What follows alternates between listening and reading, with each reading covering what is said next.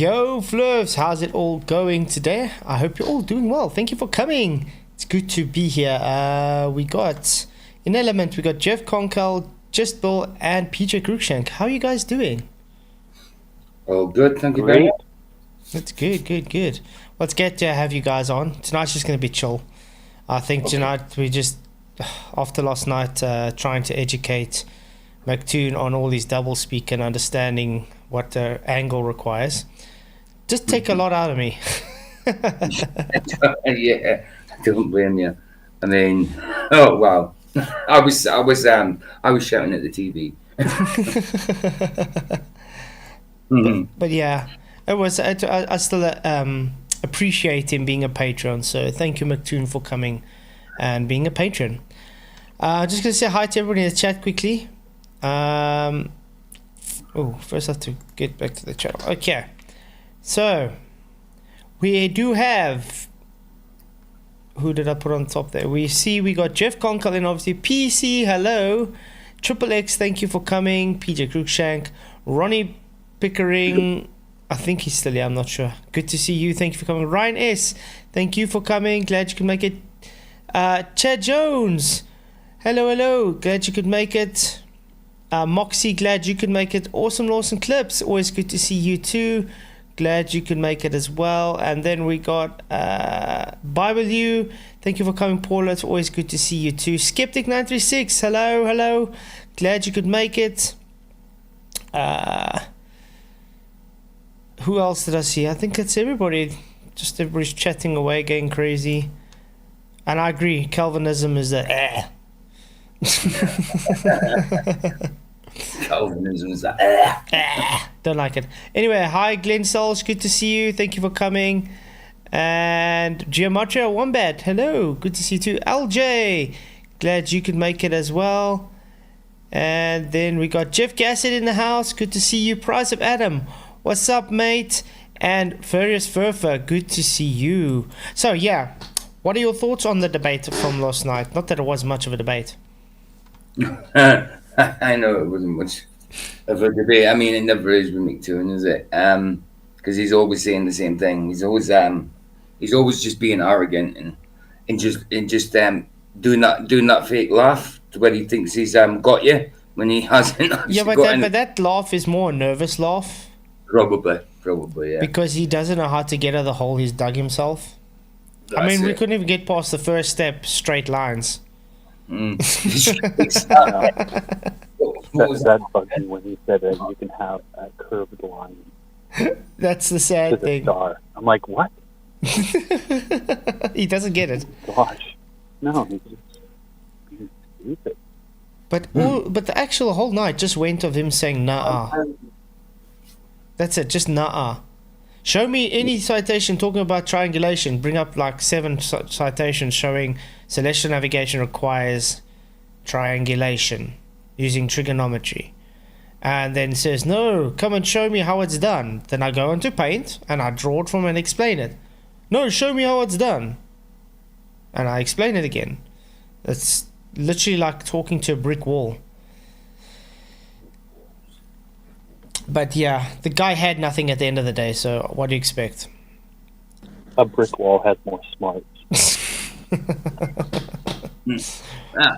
Hey guys. Hey Bill, good to have you here. Oh yeah. I was going to say I don't know too much about Calvinists. What is it so bad about Calvinism? You know what's worse than the Calvinist? The anti-Calvinist.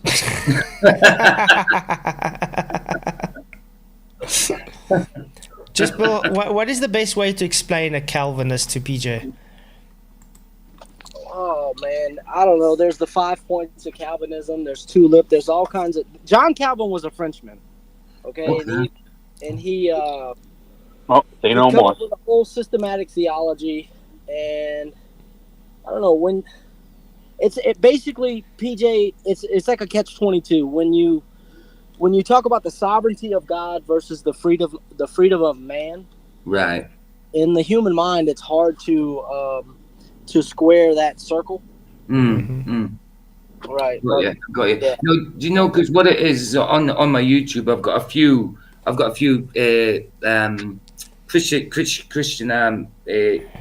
things I go to, and one of them's called Messed Up Church, and one of them's Chris Roseborough, and they all seem quite good to me. But I don't know what's behind their faith or anything. I mean, I only listen to them now and again, and I only listen to what I choose to listen to. So I don't know. I haven't been in depth to what they actually believe. There was once I had something that they said that I wasn't too acquainted with, but yeah, no, I mean everything I've watched so far seems okay, but I didn't know there was anything like I didn't know they had like if they had any kind of like why I'm asking is like doctrine, like doctrines that we don't adhere to and stuff like that. If they've got different doctrines and Would stuff you like that. would you say the Mormons are Calvinists? No. Absolutely not. The Mormons are a completely different offshoot. They're not even Christian. Like, No, they're definitely Christian. not Christian. That's for sure. Definitely not Christian. No. That's for sure. Yeah, nice one, Paula. That would be good because yeah, I mean, especially Chris Roseborough. I don't know if you've heard of him, Paula, but he seems quite good on the surface. You know what I mean? And Messed Up Church. I don't know if you've heard of them as well. They seem quite all right, but I didn't. And they're Calvinists. I didn't know. I mean, I know like their statement. I can't remember what you call the statement with what the church believes in. It kind of sounds a bit Catholic. I think, but I don't know. It'd be good to find out some things. Nice one, Paula. Oh, by the way, everybody in chat, if you haven't already, please hit the likes and share the show. Really, really do appreciate all the support. It does help to get the people here to know about the show. And also, the link is here above if you are interested to come and chat. Just click the link and follow the steps, and you can come and chat about anything you wish. Just something else the Calvinists say, like as far as salvation goes, PJ. Yeah. Calvinists view mankind as like completely dead, right? Like you're dead, so you can't do anything. Like dead men can do nothing. Right. It takes God to come down and give you life for you to have life. Oh, I get you. Okay, got you. They're Yeah. Trinitarians. That's right. Hey, friendly outcast, good to see you. And Circle of Enormous Proportions.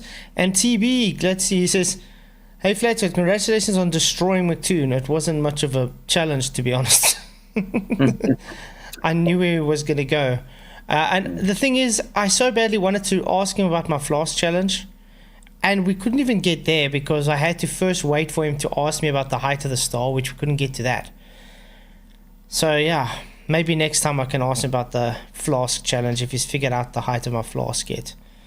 Oh, and yeah, friend Lettercast, I just noticed a comment from you in my testimony that I did with Sergio, but I think you might have seen it on my channel. You said about you would like to know my testimony of salvation. Because the one I did with Sergio, I mean, it was like a 2-hour long thing, but yeah, I didn't get really into like my salvation story itself. It was like a brief synopsis, even though it was 2 hours long, about my life really and me coming to God. But yeah, I didn't really get into the story of salvation as such. So yeah, if you want me to do that at some point, I'll probably make a video on it and put it on my channel. And thank you for subbing. I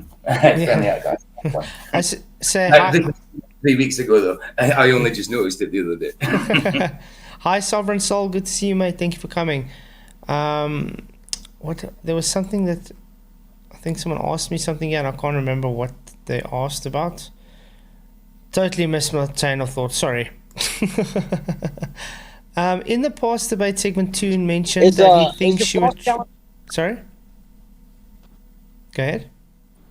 Oh, the floss challenge. Does that have anything to do with how long is a string, Flatzoid? Yes. So you have to know your distance. So you have to know your distance to the apparent angular measurements. So creating a triangle. The problem is that they think you can have an actual height to the celestial object measured. The thing is, in reality, it's not as simple as they make it out to be. they can try and make it say, we see we complete the triangle, so therefore it has to be this. No. That's why I put out the flash challenge, just to show it's just optical. And the goal of celestial navigation is not to solve for the right triangle. Correct me if I'm wrong. No, because you begin with the right triangle. The goal is to get your line of position so you know where you are. So when I'm taking a line of sight to a star, I want to work out how far I am from that star so I can trilaterate my position based on me triangulating my lines of sight to various stars. Which they don't seem to understand. When you take an angular measurement to the star, you are doing triangulation because you are using an angle to get your distance to the GP of that star. So that's triangulation.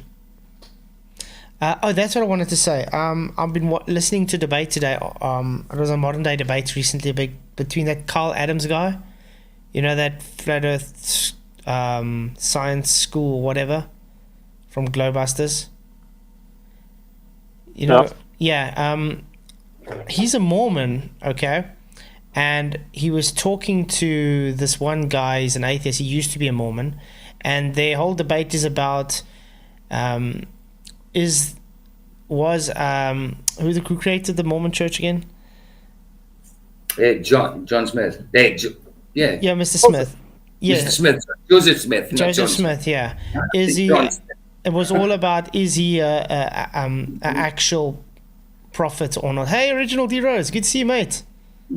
You muted. You muted. Yeah. Oh, and he dropped. Anyway, and when it came out, he says the Muslims are the same, worship the same God because of Abrahamic faith, which I found very astounding. I was like, what? No. Yeah, definitely not. Hey, Original, how's it going? What's up? Good yeah, yourself. I messed around. Did I miss anything? No, we're just having discussion about anything tonight. Tonight's just open discussion. Okay. Well, I want to start off with a new version of the Dell sitcom theme song. Hope it don't get no copyright slapped by you, but because it's kind of like from an old song. It goes, the raindrops ain't falling on my head, because earth rising means my head is hitting those drops instead. Yes, that's what Dale said. So the raindrops ain't falling on my head because earth is rising. Brilliant. Loving it. You know, Very nice. your name's not Original D-Rose for nothing.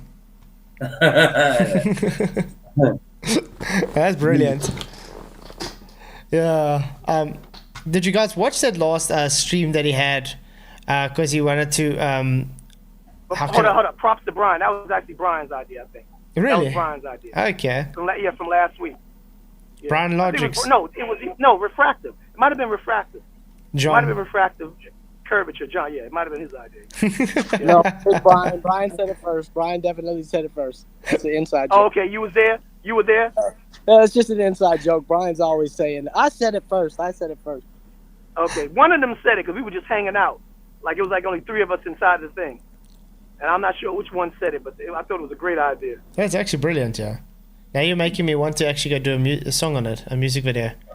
Mm-hmm. You should. You should be out there like in a day with the umbrella and just and then have in the background you sing it. You have the music thing, the instrumental part, and you sing your part. You know, raindrops ain't falling on my head. Earth's rising means that my head's hitting those drops instead. Yep, that's what Dale said. So the raindrops ain't falling on my head because Earth is rising.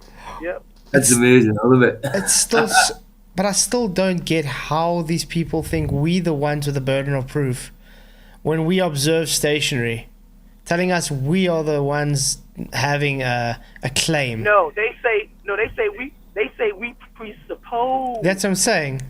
Stationary. Yeah. Yeah, that's what I'm saying. So how I do don't they get feel that? anything moving. I mean, what do we observe? Yeah, how can you presuppose station? How do you presuppose something you observe? Exactly, it's just ridiculous. Hey, Spidey, good to see you, mate. Thank you for coming in. But yeah, did you watch his last stream with where he was trying to?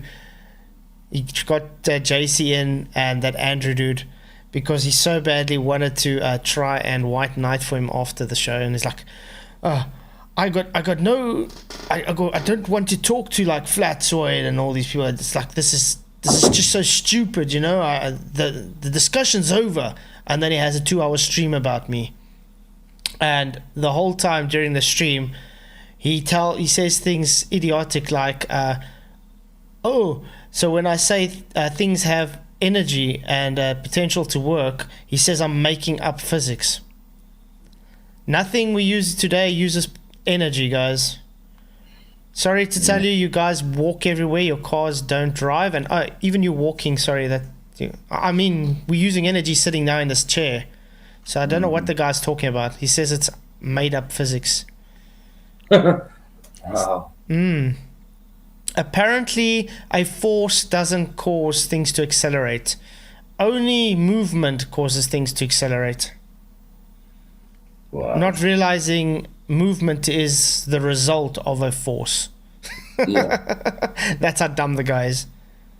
Movement causes so acceleration is movement. Yeah, it's the result of a force. You Isn't apply it? a force to give acceleration. It's not Yeah. acceleration causes acceleration. It's force causes acceleration. And what's that term?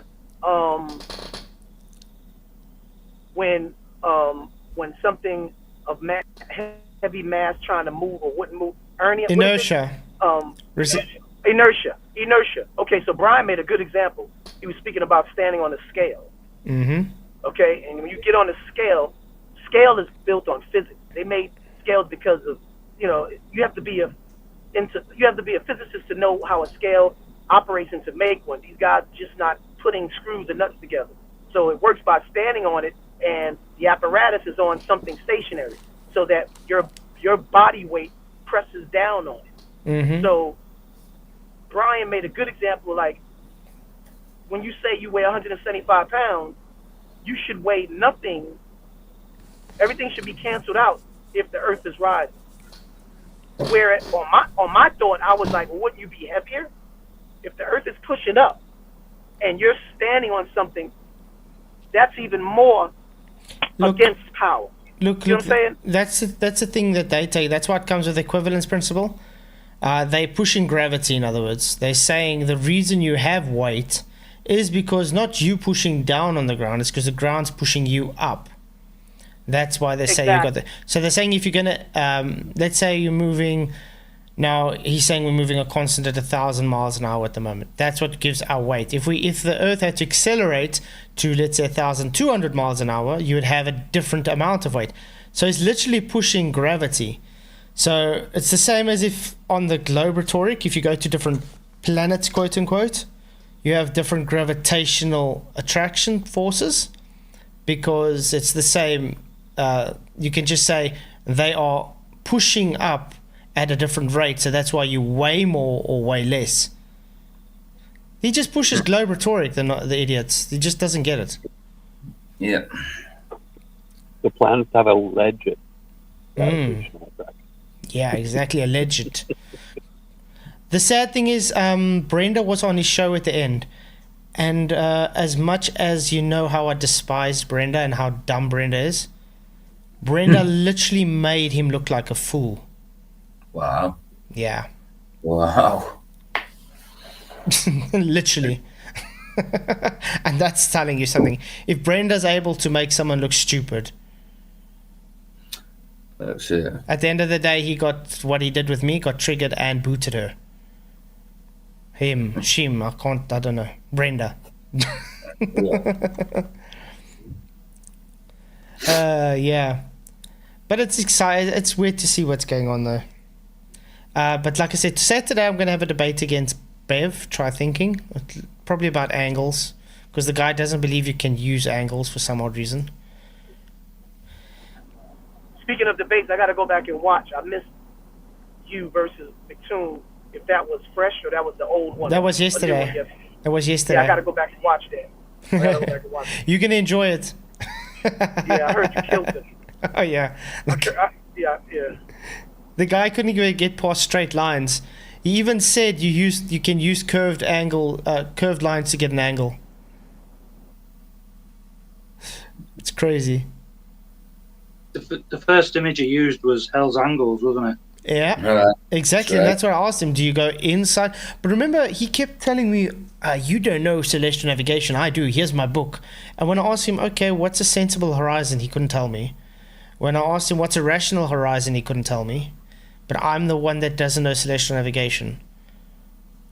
Really weird.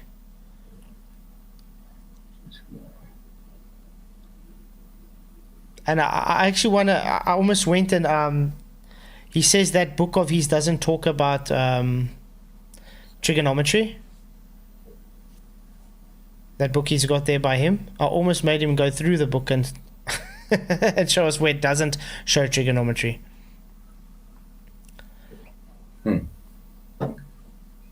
How does a scale know how much you weigh exactly?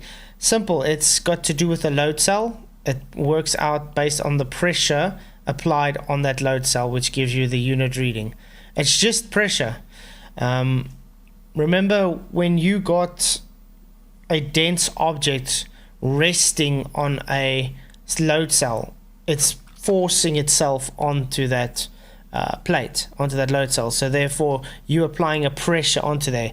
That's why if you can stick your hand on a scale and you push down harder, it's going to give a different weight reading. And is that a force? Yep. Yeah. It's a force. There we go. Yeah. And we all know gravity is not a force, so gravity can't do anything. Jeep in reverse says, how does a scale work without gravity? Oh. What do you mean, how does it work without gravity? Gravity doesn't exist, so you don't... Like I said, a scale just is a apparatus that measures units of measure using pressure. Yeah, I saw... Like I said in one chat, gravity is the lame, fantastical excuse for old women with sagging breasts and men with sagging throats. That's Yep. all it is. That's all it is. Blame it on gravity. Gravity, exactly. I don't know if you Right. guys... Yeah, LJ says Jaren's on against FTFE right now. I know, I saw. We're probably going to review that, guys. But not now live, because, I mean, that's not going to work. Yeah. Hey, Keith Fern. Gary Y. Benga. Did you guys see Gary Y. Benga's latest video about the foreshortening of Lake Pontchartrain? I haven't, but I will now. I know he's got one, definitely. If you guys haven't, do really go make a time to go and watch it. It is very good. Cool. Really explaining well the foreshortening and debunking the claim that Lake Pontchartrain shows Earth curve, even by soundly saying it with his own words, how changing zoom causes it to look more compressed and more curve-like. So foreshortening, really good. So you're not talking about the one from Mitch from Australia. Another person made one? Gary Y. Benga. You want? Is he like a self-incriminating type of video, or he's on our side? No, Gary Y. Benga's on our side. He's Okay, gotcha. Okay, he's like my prospective brother from another mother kind of guy. gotcha. I still know how he's only got 286 subscribers. It's insane. Here's his video, guys, if you want to go and but listen to the words that sound like are talking here. I'm going to do a little short video on Lake Pontchartrain. I'm going to have to stick it in. I'm going to have to stick it in that side. Don't know why. If I have to use it on Chrome, it just doesn't want to really do wonders. So let's stick it in here. I'm going to do a little short video on Lake Pontchartrain. I'm going to take some clips from some of Soundly's videos. Hey, What's the I'm gonna distance from show. one end to the other of Lake Pontchartrain? They're gonna give it now, I think. They'll give it now. Oh, that it's Chesapeake complete. Bay, the Chesapeake Bay Bridge on the East Coast. I think that's in the United States. I think that's the longest The bridge longest. on the East Coast. Yes, and that's 17.5 miles. Okay. The causeway, that twin span is like 24 miles. Old Rose. And how much curve are you supposed to be seeing in 24 miles, guys?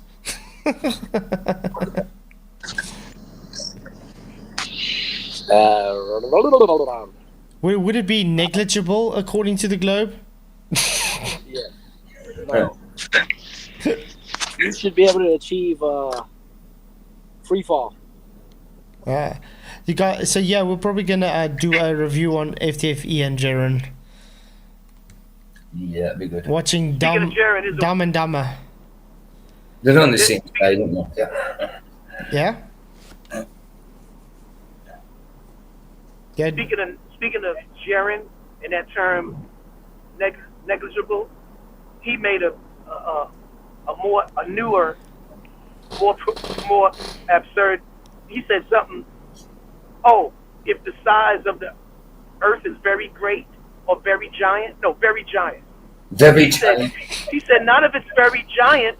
You could have an angle on the curve. I was like, Oh very wow. giant. Very And this is going back giant. and forth with Nathan. This is going back and forth with Nathan. Like this is one of his claims about the angle having a curve on the surface. Wow. On the curve. Well, we'll look at that video next after this one, I think. Paula says, any calculations you do negated by refraction. Exactly. Refraction is their get-out-jail-free card without realizing when they use refraction, they throw away their globe geometry, which debunks their own claim. Pseudo perspective. It's caused by extreme compression from extreme zoom. Listen to the words from Soundy, guys. No, zoom through a telescope. Or a telescope, yeah. I mean, I thought it was the theodolite, but yeah, there's a couple of them through the theodolite with the little lenses by you. Pictures. Yeah, And those are changes.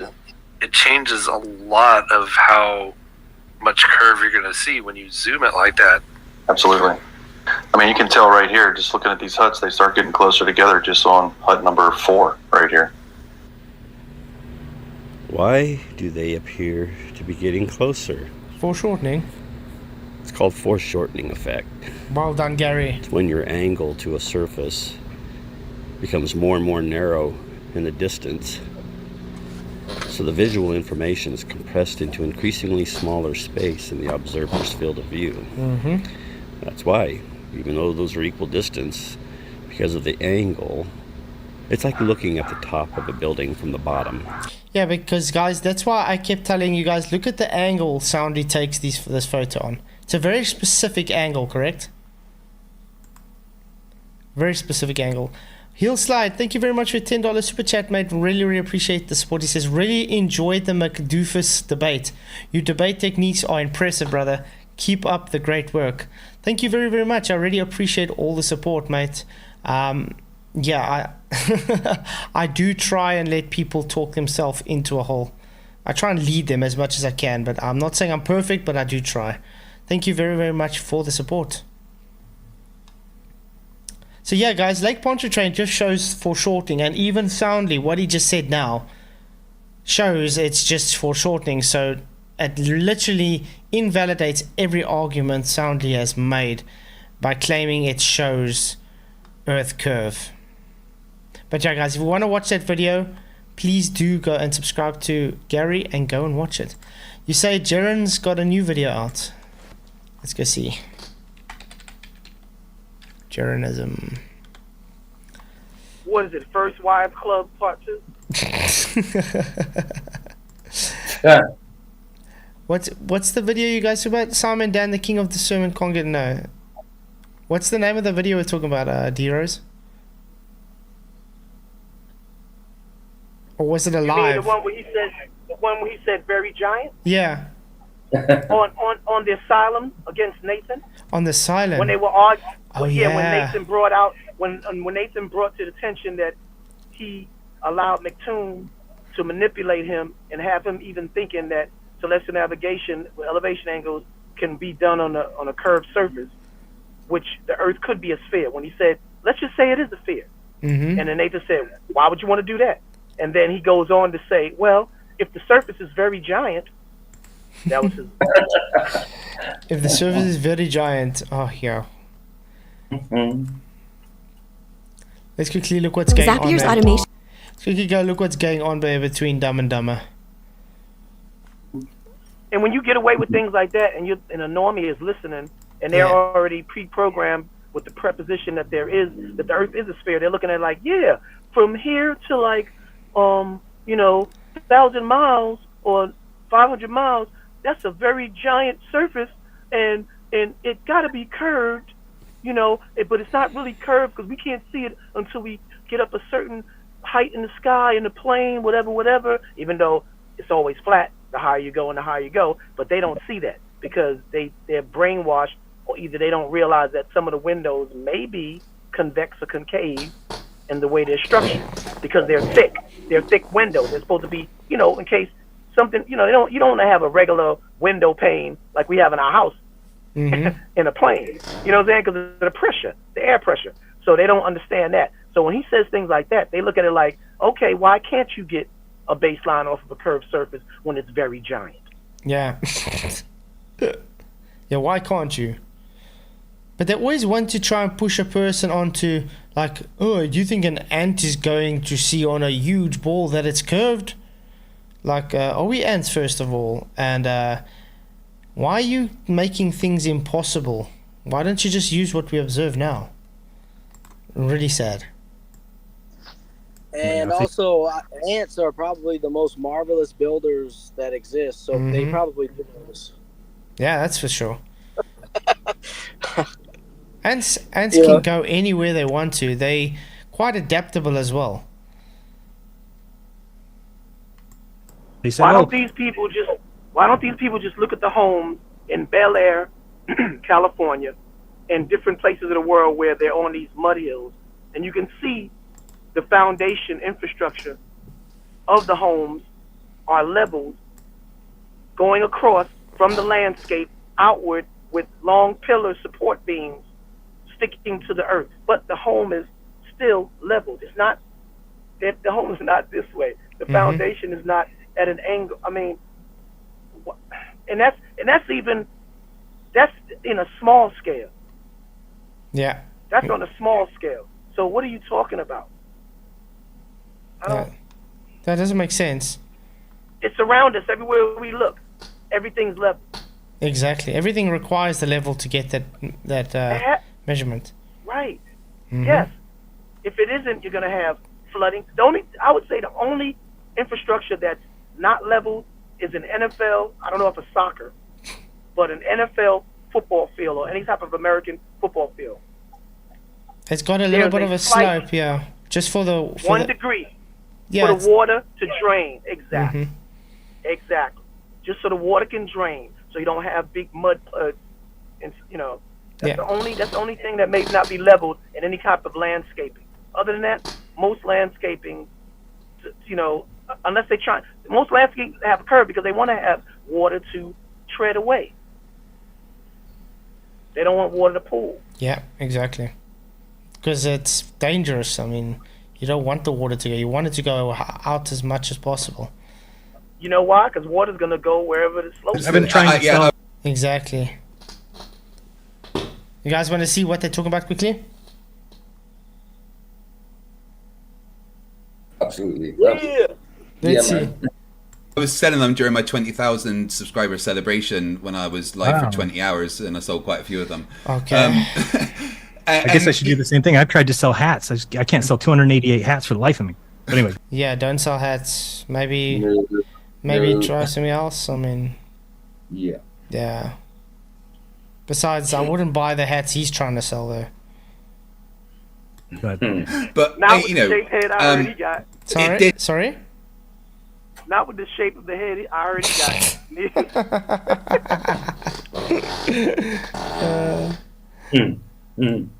And I showed that clip at the beginning of the stream, but with a little disclaimer, because it's funny, and it appears to show a flat earther proving that the Earth is a globe.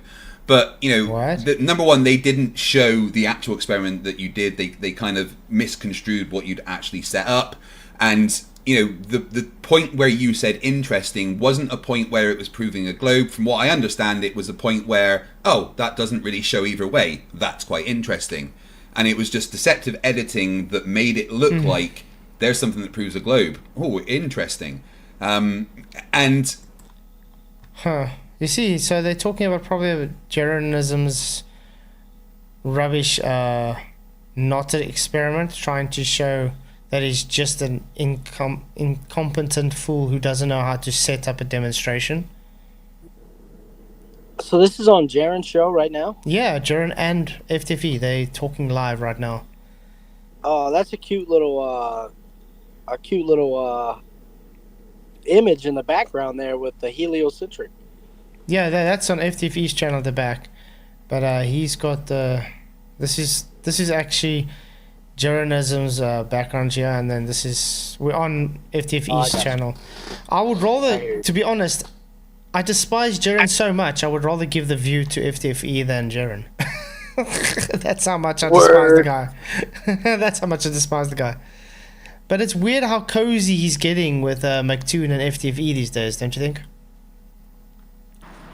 Yeah, it's telling. Very weird. You know, it's a documentary on Netflix. Right? It's for entertainment.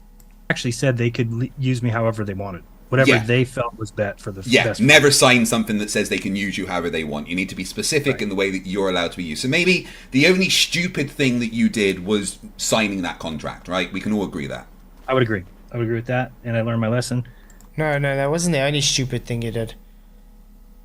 The stupid thing you did was make it look like a dog's breakfast and not realize you need to have that light parallel to work. Not some guy holding it in his hand, hoping he's getting it parallel through a bunch of holes that are cut with a bread knife. Really? Dude. Check out the smug face on FTFE, yeah. Because he knows it's just idiotic. I mean, you guys saw what I mean. It doesn't take a rocket scientist to know why it didn't work. It's not because of EarthGov. It's just because that guy there is an incompetent fool that doesn't know how to make sure precision when it comes to observation like that. The further away the distance, the more precise you have to be. Yep. And the guy literally looks like he took out a dog's breakfast. Oh, we're gonna rush quickly to cut the holes. Let's quickly take a bread knife. Let's just stick it and hope it's going to all line up 100%. Let's make my buddy hold a flashlight in his hand and hope he's holding it perfectly horizontal through those perfectly set aligned holes. Well, Flats, can I be the devil's advocate for a moment? Yeah, go ahead. It worked well for Forrest Gump, and so far it seems to be working out for Jaren. Run, Jaren, run! Yeah, it's crazy. You know, it's things as simple as if the Earth was flat, then you could use what you do with celestial navigation to calculate the height of Polaris, and it would apparently have different positions based on where you are on the Earth. See, and that's what we didn't get to with McToon last night. Because then I would have asked him about the flask. But yeah, let's see if Jaren's actually going to talk to him about how he gets the straight lines. Do you guys think he's going to get it right? Hey, Moomin Rider, good to see you, mate. Thank you for coming. But when you do it with a globe, the only thing that you assume is that the stars are far away and the light is basically parallel. And that works with the globe, and the maths behind it, you know, to calculate how far away you are from a GP is all based on the globe by timing your degree by the amount of nautical miles. So with something that is set up to be working on a globe, and it obviously does work, how do you rectify that with the flat Earth? So my first question would be, do we know, so when you get the Almanac and it gives you the GP of a star, people have gone there and made sure that that is correct? Yeah. The GP is right? Yeah, I mean, not just... What the hell, Jaren? He asked you a very specific question. Did you guys get that? He asked him, it works only on a globe. How do you rectify this on a flat Earth? So he goes, oh, the GP of the stars in the Almanac, is it really? Do people verify that it's actually that? No shit, Sherlock. People use the Nautical Almanac for that specific thing. It's based on thousands of years of observation on knowing a star's location at its geographical position at a certain time. So instead of saying, sorry, it doesn't work on your globe, this and this and this is the reason, he goes to Almanac and says, how do we verify that that's actually true? I mean... Oh. Yeah. It's throughout the centuries, sailors will constantly be updating the positions of the stars because, even though they're kind of in the same position, they do move very slightly and enough to affect what you would do with celestial navigation. So throughout the years, sailors are constantly updating and adjusting the almanacs, and obviously nowadays it's much more accurate to measurement and updated a lot more regularly. Yeah, I'd like to get one and verify some of those things. But my thing is, and I've talked to Toon about this, that you guys like to say, and number one, just because people will definitely want this being said. Thank you very much, Jonah Edwards, for another $33. You're making me scared, man. With it being orange too, and nothing to say. I like how he's done that. Nothing to say because he's never got anything to say on his super chat, so he's got nothing to say. And what's this time? Exactly. I'm loving it, man. But huge shout out to Jonah Edwards. Thank you very, very much, mate. You rock. He's cool, man. He's a cool guy. I do agree that it is weird that celestial navigation is done from a flat baseline, the actual measurement. I don't think it's okay to... TB, Gary rocks, even though, I don't agree with him on the not having the 90. It's just he's interpreted. Gary, if you want to come and talk about it, you got the link. You've been in here before. And then we can talk on why you think celestial navigation doesn't have a 90. How's that? Because it does definitely have a 90. Say that celestial navigation can't be done on a sphere Earth, because I do think if we lived on a sphere, you would be able to take the tangent and call that the bottom of your angle. So I don't see a problem with that. But I do... How? Like I explained to McToon yesterday, Jaron, maybe you should pay attention. If it was a tangent, what is a tangent? A straight line touching at a curve. Now, if you are the tangent, what are you measuring to? Yeah, there would be no ground position for the star. Because you require the GP to be on the same azimuthal plane as the observer. That circle of equal altitude requires the same horizontal plane measurement so you can have the distance calculation. You can't have a hypotenuse if it's a curved adjacent. So he's not a celestial body equal opportunity. Yeah, he's literally giving the globe to them on a silver platter. And everybody asks me why I'm against Jaron as a flat earther. You know what? He's not even an anti-global. No, he's just a deceiver. That's all it is. I'm sorry. I admired Nathan trying to educate him and try and get him to, give an olive branch and stuff. But what I've seen from Jaron is literally just here to deceive and make Flat Earth look stupid. And I stick to that. There's no reaching an olive branch to Jaron. Jaron is here literally to cause chaos in the Flat Earth scene. Yeah, and to have penis sizing competition. He talked about the one mistake that he made was signing away his rights or whatever. But this mistake with celestial navigation is just as impactful. This is huge. Yes.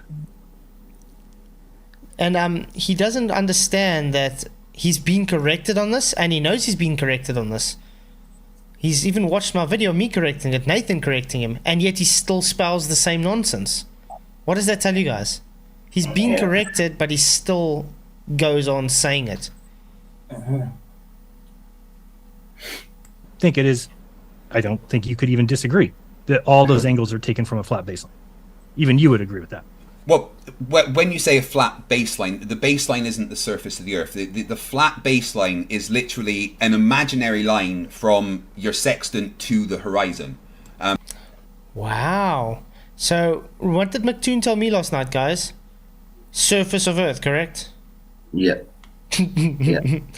And that's what I told him. He might need to go and talk to you guys because you all have, different narratives. So do you use the horizon or don't you use the horizon? And by the way, if you're using the horizon as your horizontal, you're using the surface of Earth as your horizontal. Note also, when they take that angular measurement, are they in the center of Earth, hence Hell's angles, or are they on top of the Earth? With straight lines, by the way. One day they can take a measurement from the center of the Earth, but it isn't today. One day.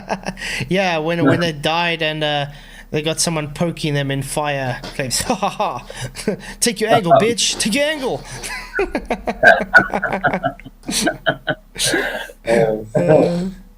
Hi, Dr. Nine. It's good to see you. And the fact that it's always taken from above the surface of the Earth. So it's going to be looking down, so it's more of a slope than actually being flat. Slope, so not a curve then. Welcome to flat Earth. This is what I was trying to explain to McToon as well. A slope. Remember when you use a theodolite, guys, it's the same. You measure slope angles, not curve. Is a slope a straight line or is it a curved line? Straight. The dreaded kryptonite word these guys hate, straight lines. Yep. You then add your gramophobia. You add your correct, yes, a straight line, but obviously not completely flat relative to the surface. You add your corrections in for refraction and for dip correction and things like that to bring it to what would be your horizontal. But the baseline isn't the surface of the Earth, so it's irrelevant as to whether the angle has to have a flat, because any angle that you can take the angle between any two things, and the imaginary line between you and either point is going to be a straight line. What did McToon say last night, guys? So what's the dip correction for then? It's totally negating the dip correction to get to horizontal of the surface. Exactly. Yeah, the whole reason for dip correction is so you have your horizontal as the same horizontal for the sextant, because all the horizontals are parallel. Now, if you have that, let's say 0.2 or 0.3 arc minutes or arc seconds, this difference in your degree measurement, it's going to change how far the distance is to the GP of the star. So it's just to make it more accurate that your horizontal from your eye has to be pushed down to the actual horizontal baseline, as in the horizon, the surface of Earth. That's why I asked the guy, why do you bring them down to the center of Earth? Because that's the rational horizon.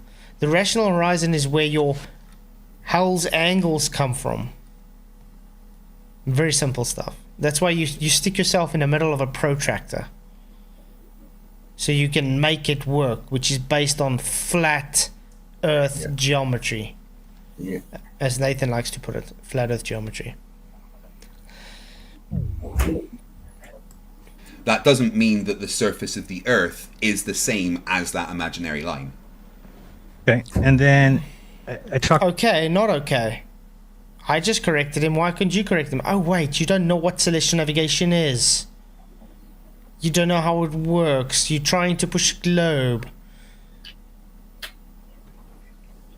To tune about this, if we had a flat Earth, let's say the Earth is flat, there are cartographers, there are mathematicians smart enough to project that onto a sphere. That is possible.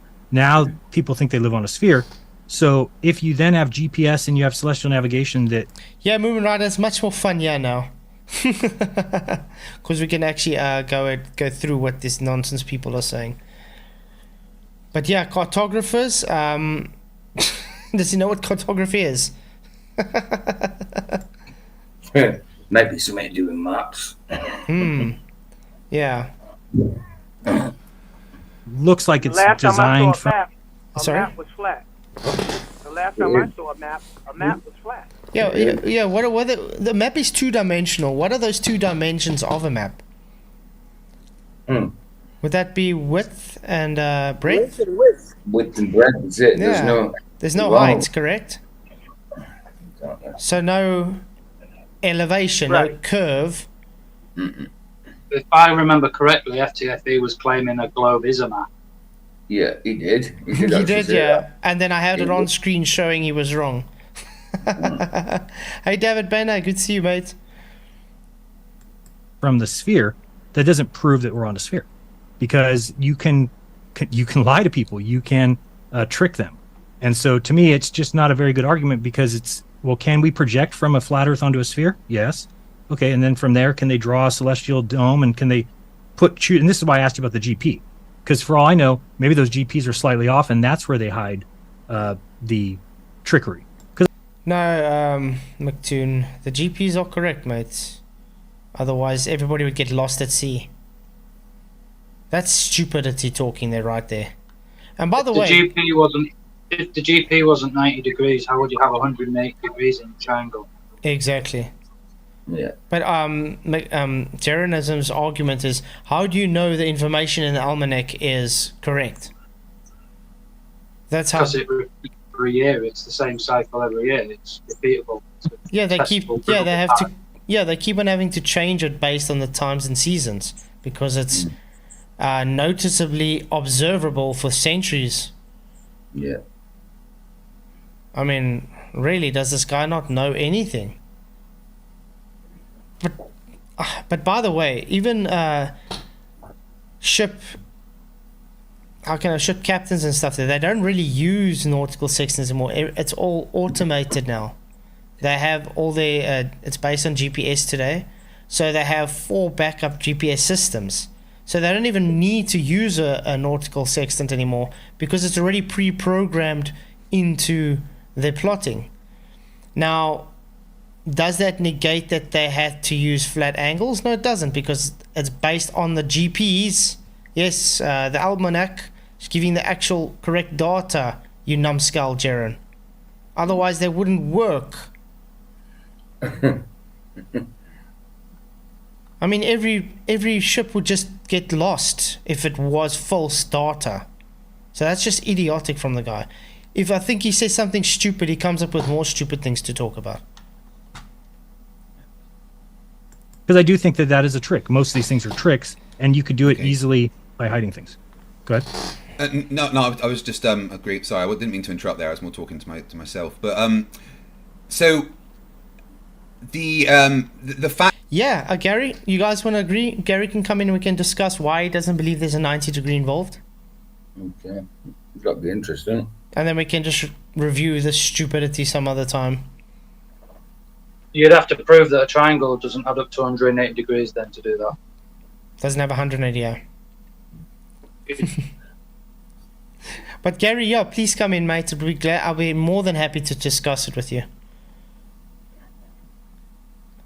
The fact that it works, though, is what I see as the problem for the flat Earth. It works based on the knowledge that the Earth is a globe. No, it doesn't. Are you going to correct him now, Mr. Jaren?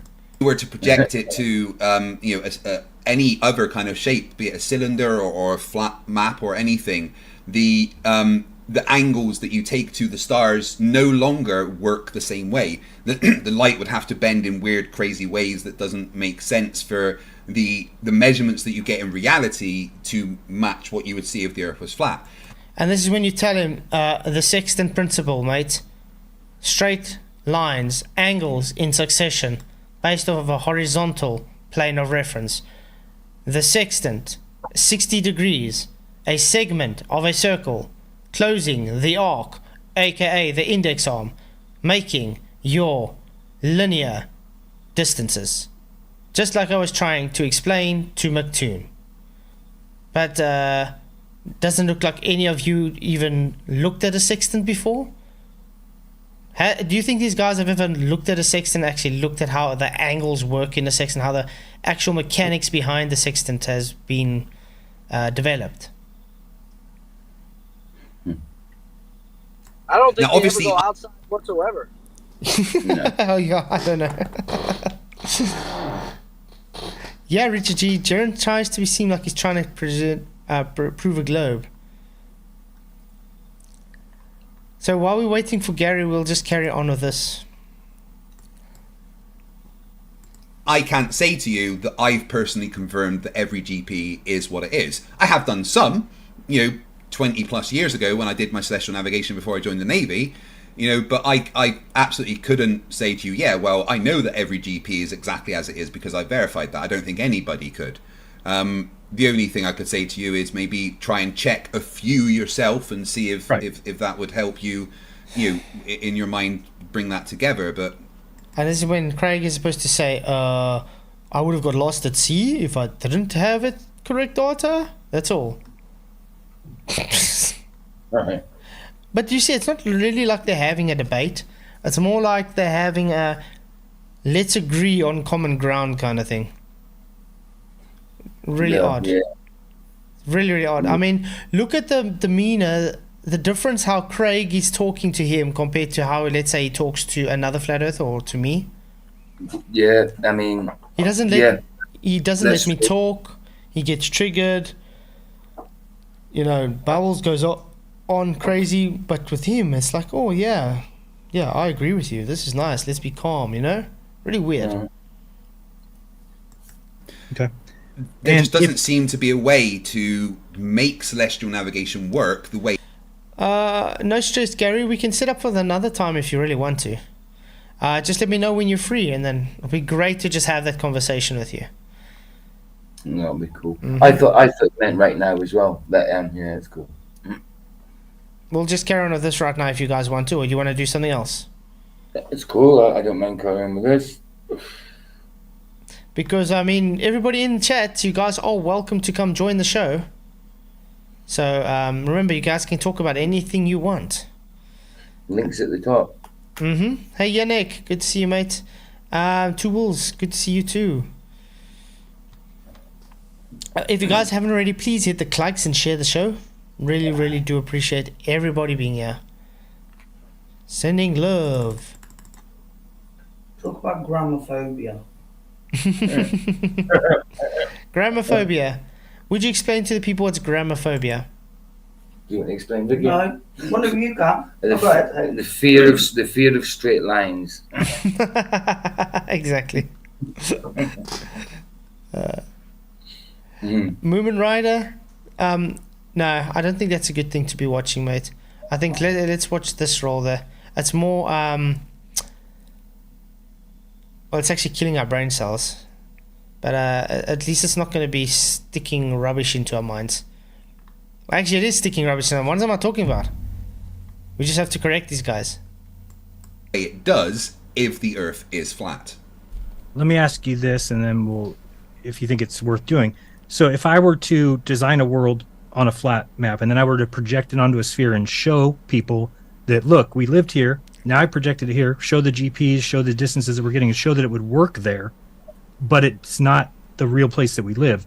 Would that be the kind of evidence that you would need to know that that's not a good argument anymore? Or are you going to just say that, well, it's because I fixed the books, basically, which is what I'm saying. That's so true, Yannick. That's so true.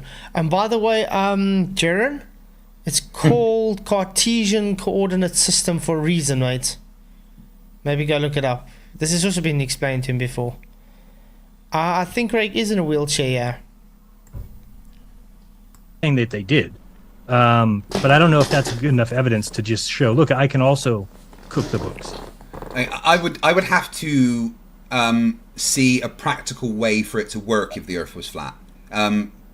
Forgetting about the projections from one to the other, I would personally just have to see a way that celestial navigation practically functionally works if the Earth was flat. Okay. Should we draw it again for these guys? Yeah. Oh, I got a better one, wait. What he means is he's going to close his eyes if you try to show him. Yeah. You know, because if I do it, then they're going to say, oh, you're not showing me what's going on. So should we use someone else to show us? Hey, 1K views already. Awesome. I'm looking for a specific video.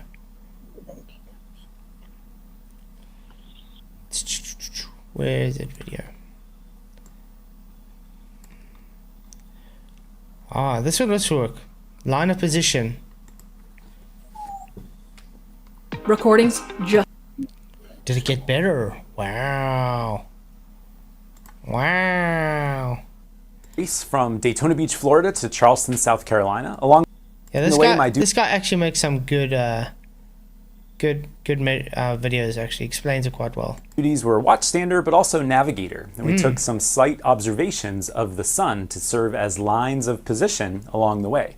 This was an electronic navigation race, so it wasn't a big deal, but we did take some observations, my friend Chuck and I thought in this video it might be fun to reduce one of those by hand to show you the process from soup to nuts for a celestial sight reduction of the sun. You'll notice down below that there are timestamps. Oh, timestamps. Let's go see what the timestamps are. Oh, okay. Sorry. Let's see what the timestamps are. Observe and correct the site. Find the geographic position of the sun. We're gonna have to get to for that. some of the key moments in this video. So if you do already know something, feel free to forward ahead to stuff you're more curious about. Very helpful in terms of real that lighthouse. What you would do is on your boat, we're out on our sailboat and we have a compass. And I look across that compass and I see the lighthouse out there on a bearing. A bearing is a direction to a lighthouse, for instance. Celestially, a bearing is known as an azimuth. So we'll come back to that later. But if remember on your azimuthal plane. Now notice how he's saying that lighthouse is on the azimuth, correct? And he's got a bearing to it. That would mean it's on the same plane as the person on the boat. You guys agree with that? Because if it wasn't on the same plane, you wouldn't have a line of sight to it. Wouldn't be on the same azimuth. Of course. If I use my compass and I take a bearing of that lighthouse, I could then go onto the chart and draw a line kind of backwards from the lighthouse, and I know I'm somewhere on that line. Because if I look along the line, I see that the lighthouse is out there. So I could be close to it, I could be far away from it, but I know I'm somewhere along that line. And that's why Homoto comes in. Because the further you are, the wider the angle is going to become, the closer you are, the smaller the angle is going to become. And that's how you know how far or close you are, how accurate you are. That's not very helpful in terms of real navigation, I guess, but a single line of position is definitely a useful thing to get. Imagine a case in which there was 2 lighthouses. Well, then I could get 2 lines of position and I could get a fix from there. And a fix is where my ship was at a particular time. So lines of position just mean I'm somewhere on that line. And when we do celestial navigation, yes, intercept method, we're going to do the same thing, but we're going to do it for not the lighthouses on Earth, but the lighthouses in the sky. I'd also like to ask you, lighthouse with the sun at the very top of position, which are easier, but this is a valid technique. And when you think about celestial navigation, we're not necessarily doing that, but the principle of triangles and angles and right angles and figuring out sides and everything is definitely helpful when it comes to a celestial sight reduction process. Whoops. Did you guys hear that? Do it again. What's he showing this on screen? Well, I want the circle of altitude as well. A fix. Likewise, we're going to do something similar with celestial navigation, but not with the lighthouses on Earth, but with the lighthouses in the sky. So circles of position, lines of position, all helpful stuff when we're trying to figure out where we are or where we were at a particular time. Yep, exactly. Terrestrial or land or water, Earth-based navigation would be using geometry to help figure something out. Because if you knew the height of this light, and they're always listed on the chart, and you had some tool to help you measure the angle between the bottom and the top of that light, you could create a little triangle here. McToon, you paying attention? Nice. I tried to draw it for him many times. The guy just didn't listen. And it's a right triangle. So, did he just draw a 90 degree there, where the GP of the so-called celestial object would be? It's a right angle, assuming the lighthouse is built straight, of course. So if you could measure this angle right here, call it maybe theta, that's like a mathematical angle, and you knew this angle right here, and that means you can figure out this angle right here, and if you knew the height, if you think back to your geometry days, if you know two angles and a side or two sides and an angle, there's some rules that help you figure out the rest of it. And you can figure out your distance using that method. Uh-oh. Triangles, McToon. From Practical Navigator, a guy that literally teaches people to navigate by sea, kind of validating what I've said the whole night, correct? Yeah, absolutely. That's weird. I thought McToon said, I don't know how to do celestial navigation, only he does. Yeah. Don't worry, it's just going to get worse for him as it goes on. So we don't often do that in navigation because we've got radar and we've got charts and we've got compasses that give us lines of position, which are easier. But this is a valid technique. And when you think about celestial navigation, we're not necessarily doing that, but the principle of triangles and angles and right angles and figuring out sides and everything is definitely helpful when it comes to a celestial site reduction process. So let's imagine a different situation. This time, we're going to use, instead of a lighthouse on an island, we're going to use a lighthouse with the sun at the very top of it. It looks kind of like the Eye of Sauron from The Lord of the Rings. And let's also imagine that the Earth is flat. I know. Did you guys hear that? Let's imagine the Earth is flat. That was good. I like that. I know he's going to say, I know the Earth is a globe, but let's work off of a flat Earth, correct? Yeah. I wonder why that would be. I have to say it, the Earth is not flat, but let's imagine it is for the case of this video here. Why would that be? Because celestial navigation requires it to be flat? I mean, think about it. Why would he need to describe it on a flat Earth if it wasn't flat? Exactly. It make more sense to describe it on a globe Earth if it was a globe. Just, do you know what I mean? Yeah. Why would you have to describe it flat if it's a globe? Yes. That's what you call. That's charlatan rhetoric right there. That's exactly. Absolutely, Rose. But I mean, why move to? If you say it's a globe, then why are you showing celestial navigation on a flat Earth? You would show it on a globe Earth then, correct? Yeah. Yeah, just do it the way you say, like you claim the Earth is. Just do it. Why exactly. You gotta convert? Why you always got to convert it? You know what I'm saying? Just prove it. Do it the way it is. If it works in milk, put it in milk. Don't put it in water. Don't put it in water and say it works on milk as well, but you don't demonstrate it. Come on, man. Exactly. All right. We could do the same thing. We could set up, an angle between us, the horizon, and the sun, and it's going to turn into a big triangle that we could solve geometrically.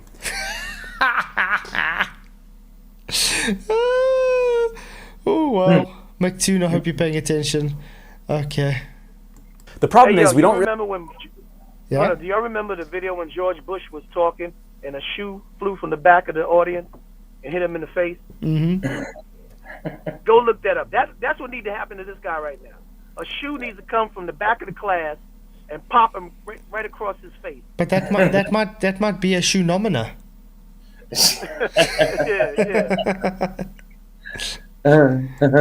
I love this though, dude. I think hostile witnesses are the best. Definitely.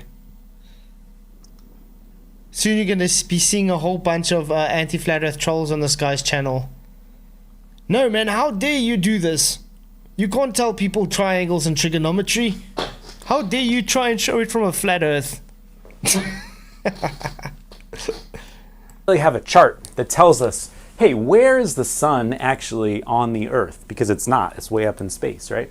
But if you were on the sun and you dropped a line down to the earth, just a little, a little messenger line or something, it would impact the earth at some spot. If you were standing at that spot, you would get whacked on the head by the object from the sun, or if you looked straight up, you would see the sun up in the sky, dead overhead. This spot on Earth is known as the geographic position. Notice that the GP of the sun is on the what? The same plane as the observer, correct? Yep. One mind, one spirit. Hello, LSG. Good to see you, mate. I'm loving this video. And it changes fast because the Earth is, of course, not flat and it rotates and everything. But we do have a book that will tell us at any moment where was the sun at the time of observation. Yeah, no, it's called So if you know an angle and you know a position of the sun, you have another angle, the height, you can calculate your distance from it. Yeah, Sovereign. Isn't triangle kind of the root of trigonometry? Yep. It is. This is what McToon was running away from last night. Kind of thing. Two problems with that, of course. Number one is, the Earth is not flat, really. While you're showing it using flat. Well done. He's trying to convince himself, though. Isn't it? Exactly. And number two, the laws of geometry. Hey. Yeah?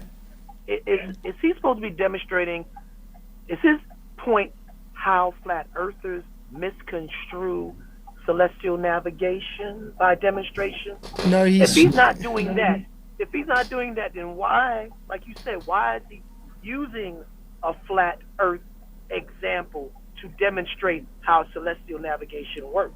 Exactly. If it does in fact work on a globe. Exactly. Why do you need to show something that's... I mean, I'm not going to say, let me show how it works on a globe if I say it's not a globe, am I?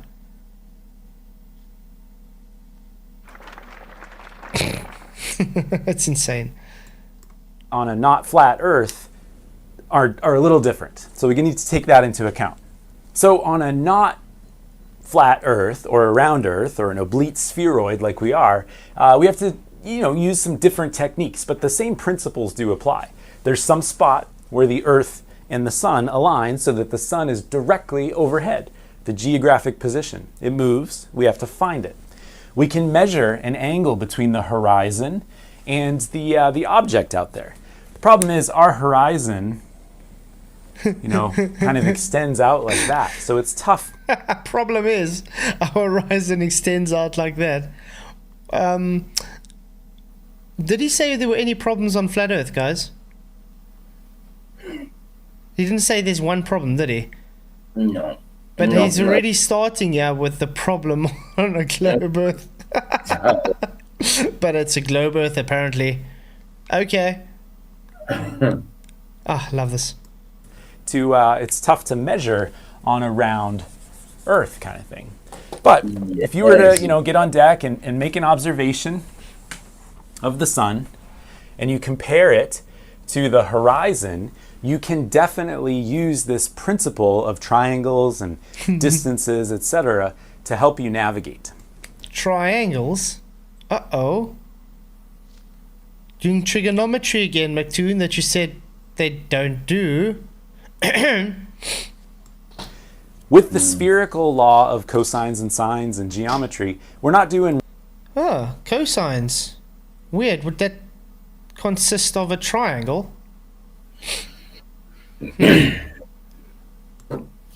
Regular old triangles from middle school or elementary school. We're doing spherical geometry, which sounds really cool. So technically, we're creating a spherical right triangle when we do this process, right? And if you were to, kind of drop this line straight down to Earth and then through Earth down to the middle of the Earth. Hell's angles. Yeah, Pandan says you don't need to imagine Earth is flat. You don't need to imagine the sun moving. These are observations. Exactly. Exactly, Pandan. It's observed. There's no imagination needed. Exactly, dude. This is monkey magic, man. It's like, it's literally monkey magic. Like just imagine what was Michael Jackson's favorite his pet monkey? Just put a little cape on him and a top hat. Bubbles. Give him a wand. Give him a wand. That's what this guy is. Yeah. What the hell is a spherical right triangle? Yeah, that doesn't exist. Yeah, that's rounded. It's triangle. non-Euclidean geometry. That's a spherical axis. I want to see someone use spherical right triangles to build a house, for instance. Let's see if they'll get anywhere. Because as far as I know, what's an angle, guys? Two straight lines meeting at a vertex. Yeah. So at this point here that he calls a 90, is that a 90 degree if they are not two straight lines? No, not at all. The Earth. And then if you also took a line, directly down from space to you, down to the middle of the Earth kind of thing, you could create a different angle on the Earth. This angle right here is known as zenith distance, because your zenith is the spot right over your head. So when we do celestial navigation, although we measure one thing, we're kind of interested in something else, but it's still an angle, it's still a distance, it's still related to the geometry thing. So using a different process than elementary school geometry, but similar, we can get results that are helpful. The problem is, another problem for the globe. Okay. Seems the problems keep coming up for globe, don't you guys? It's weird. You know what, y'all, you gotta mind me with my metaphors. But this kind of reminds me of, we're all taught when we wipe our butt to wipe from the front to the back, right? Okay, now this guy is telling us that we're supposed to be wiping from the back to the front, and it's more logical to do so because it's not as messy, and you don't, everything the opposite. You won't get an infection. It's not nasty. He's literally flipping the technological specificity of celestial navigation and literally hijacking it to fit for a globe. Exactly. And getting away with it. Definitely. Just ignore the problems. He still needs a flat plane. He's just going to go to the center of Earth to get it. The thing is, they're still doing the math and the trigonometry based on a flat Earth. They just imagine it as a curve. That's all they do. That's right. That's why he says that we've got a problem with this, we've got a problem with that. So we've got to try and work around our problems. But when we do it on a flat Earth, there's no problems, correct? Weird how that works. There's always problems. Not a single problem. Exactly. Not a single. Hey Adam, how's it going? You come to see the show, Adam? I just got, when I get a little bit outraged. Oh, with Jaren? No, well, not outraged there. I'm just not surprised. Yeah, Adam chewed me out early today. Did I? Yes, you did. Probably for a good reason. It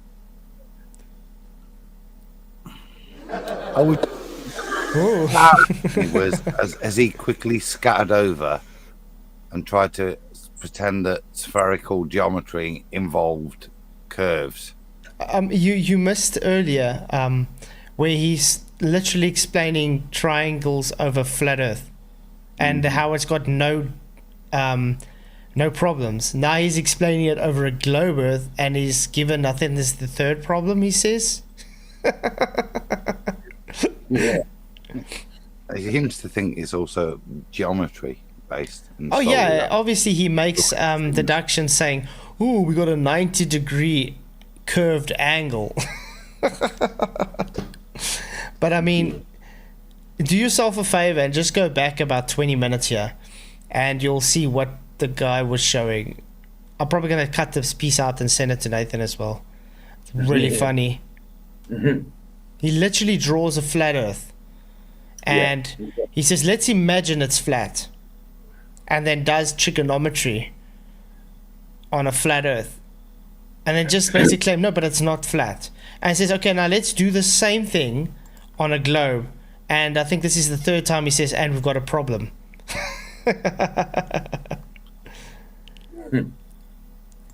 Is that we don't have a chart And the thing that's going is- to... Sorry? And mind you, Adam, the thing about it, Adam, if you walked in on it, you would think that he was a flat Earth advocate, letting people know this is the problem. Uh-huh. This is where you have a problem. Yeah. You would. If he didn't say that the Earth is not flat, you would think he's a flat earther. Definitely.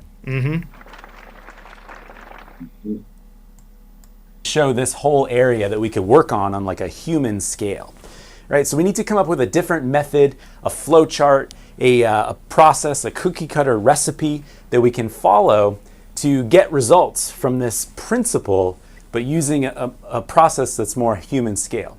So we're going to use what's known as the Mark St. Hilaire altitude intercept method. It's the most common way to do it. We're going to make some assumptions, we're going to simplify a few things, but the main principle still applies. We want to know how far we were away from that geographic position, and we want to do a few things that will help us actually figure out our position or a line of position from... Oh, now he's going to throw his globe away, guys, because the intercept method requires horizontal. The sun. The same principles do apply. Angles, distances, they're all related. If we use the right formulas, if we use the right books, it's going to be helpful. So take that same concept that we just talked about, angles, distances, etc., the sun being a lighthouse in the sky that's like really, really tall, the concept of geographic position, distance, etc., and think about it from space. If we're looking at the Earth, the round Earth, by the way, you know, our ship is out there floating. The round I love how he keeps on having to put that in. Yeah, let's imagine it's a round Earth, a globe Earth. Floating around somewhere. And remember that there was a celestial object in the sky, the sun, star, planet, moon, and if you dropped a line down, it's going to hit the Earth in some particular place. Yeah, or an observer out on the Earth is going to see us up in space directly overhead. Do you remember the name of that spot on Earth? Geographical position. It was the geographic position. Yeah. The GPO. So we can find that. That's great. And then we said we create kind of angles and distances to figure stuff out, the zenith distance, as it were. And if you were looking down on the Earth, you could represent the zenith distance with a straight line. This way. With a straight line. Okay. And if we were just using regular old geometry for a lighthouse that was really tall with a sextant measurement, that zenith distance is going to help us determine a celestial circle of position. We would know we're somewhere along that, arc. A huge arc, goes all the way around the world kind of thing. Because this zenith distance could stretch out. It could be here, it could be down here kind of thing. Just like using a radar on a lighthouse. We're creating one circle of position around the GP, or the geographic position of that object. And that would be the same geographical position, meaning you got the same plane reference, correct? Yeah, it is like he's trying to convince himself, David. Definitely. He's definitely trying to convince himself. That's not terrestrial, what he described. He said it himself. I'm creating a celestial arc. Exactly. That is correct. He's in the celestial Space, sphere right now when he's describing this, as he admits. Yeah, he's brought us into space now for this. No, he's describing the celestial sphere now. Not the surface. Not the surface, yeah, because all they do is they take the measurement from the celestial sphere and they just transpose it to the Earth. That's all they do. That's why they have Howell's angles on the rational horizon. So they pretty much dismiss the protractor. No, concept. they just put you in the inside of the protractor.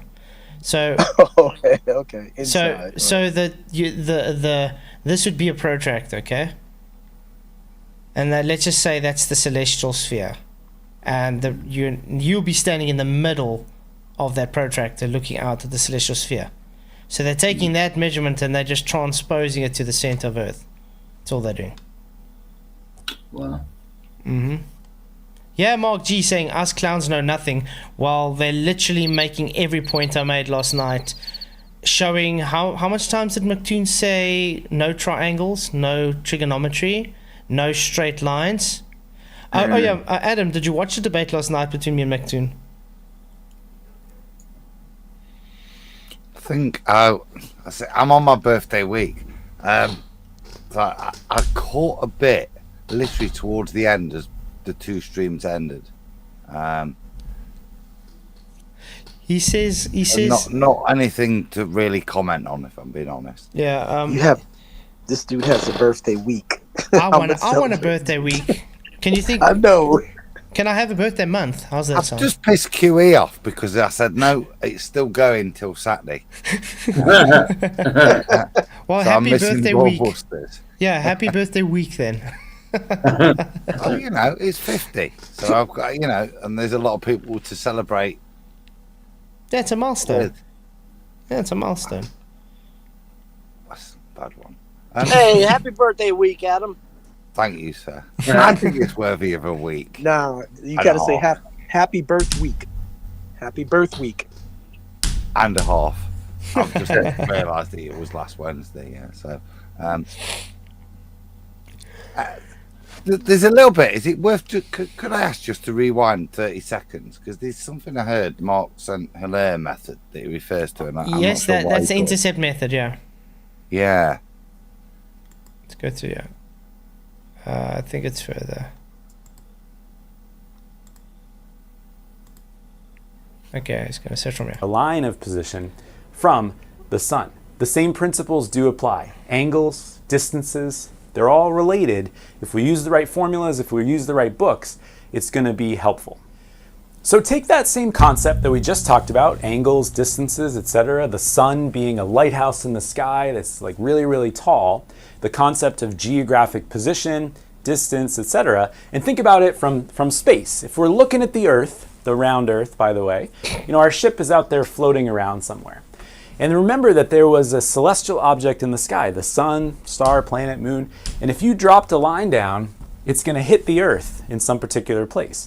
Or an observer out on the Earth is going to see us up in space directly overhead. Do you remember the name of that spot on Earth? It was the geographic position. Yep. Just pausing this quickly, just for namesake. Blah blah blah blah blah blah blah blah blah blah. This is commentary. Blah blah blah. Okay. So we can find that. That's great. And then we said we create kind of angles and distances to figure stuff out. The zenith distance, as it were. And if you were looking down on the Earth, you could... Sorry? I was driving today, so I was listening to the Flat Earth debate. There was a guy that came on, I think it was an exponent of gerunds. Yeah. That was asked what GP stood for. Mm-hmm. And he went, I think, general position. I don't know. No, he said Gina Point. He said Gina Point. Oh, what? Because I haven't heard it yet. I only how I do it, because I can't catch it live. I download it at night and then I listen to it the next day at work. So Gina Point, and he's a Geronite. What does that tell you? Mm-hmm. Wow. What the hell? Gina Point. I'm sure Nathan ripped him a new arsehole. Wow. I just know this guy's renaming things as well. Geographic point. Geographic position is a GP, yeah. That's correct. It's not what the old Almanac say. What do they say?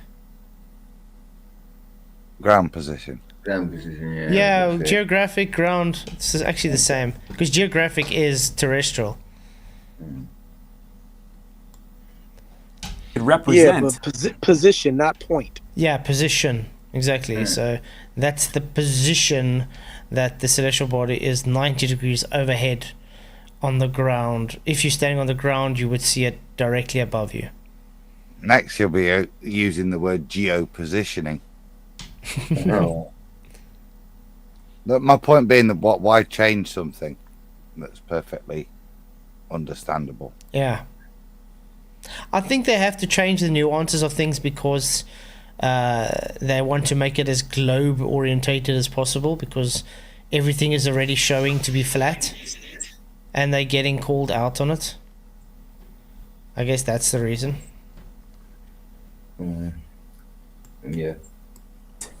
The zenith distance this way. And if we were just using regular old geometry for a lighthouse that was really tall with a sextant measurement, that zenith distance is going to help us determine a celestial circle of position. We would know we're somewhere along that, arc. A huge arc goes all the way around the world kind of thing. Because this zenith distance could stretch out. It could be here, it could be down here kind of thing. Just like using a radar on a lighthouse. We're creating one circle of position around the GP, or the geographic position of that object. Right? What if you were standing here and you observed the... Sorry? Zenith distance. Yeah, that's a bit wrong. Well, if we're on a ball, we've got diverging zeniths. Yeah, but you understand that zenith distance is wrong, though. Which zenith distance am I picking? Yeah, the arced one, or the ones that extend as, I say, straight lines out that always are separating from each other, maintaining the same angle. The angle that I've taken from a flat Earth to elucidate in the first place. What does zenith distance actually mean? He's just trying to make it sound more globe-like, because I mean, the zenith just means above your head.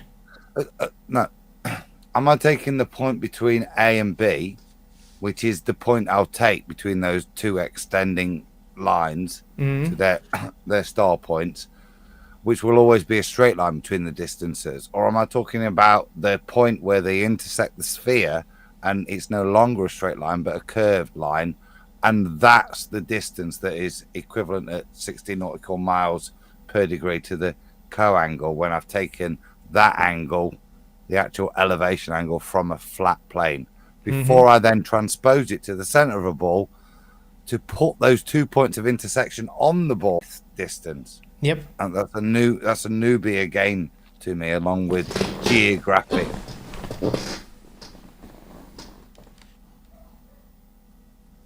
Hello?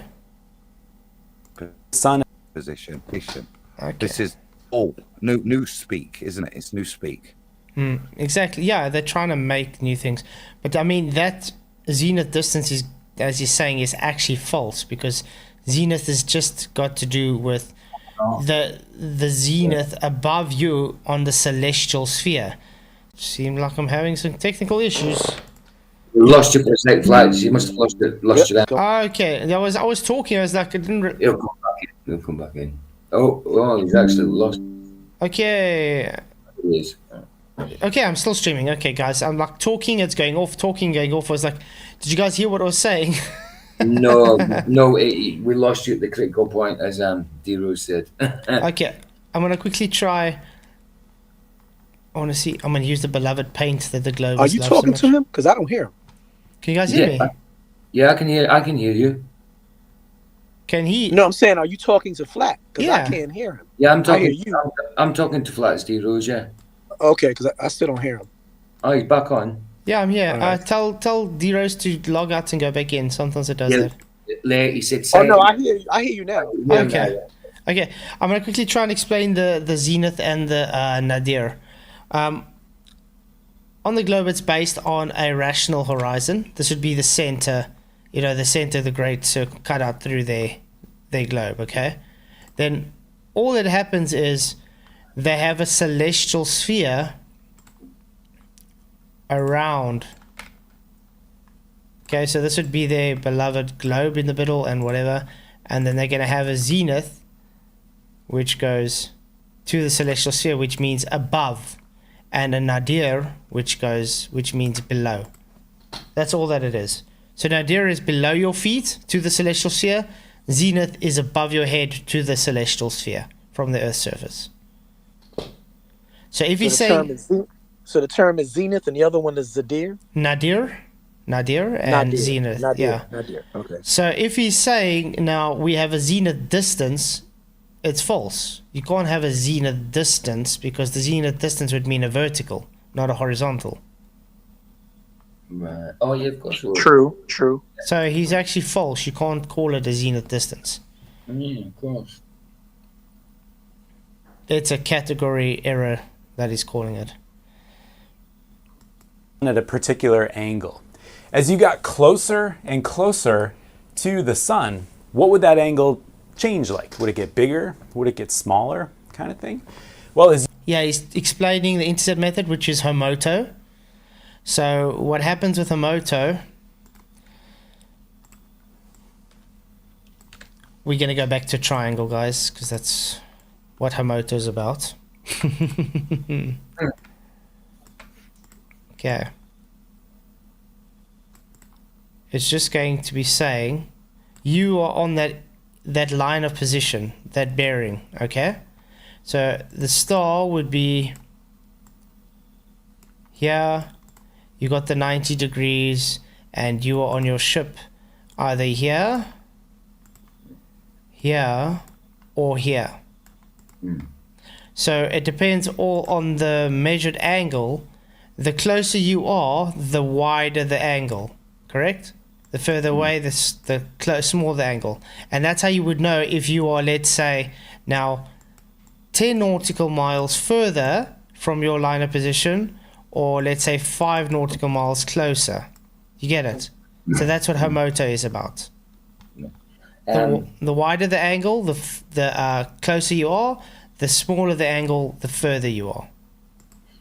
I was going to say, we've got a request from Awesome Lawson saying, Flatzoid, can you have D. Rose read the statement from the Royal Society of Navigation or whatever that he read off on FED 2 days ago and provide the link as well?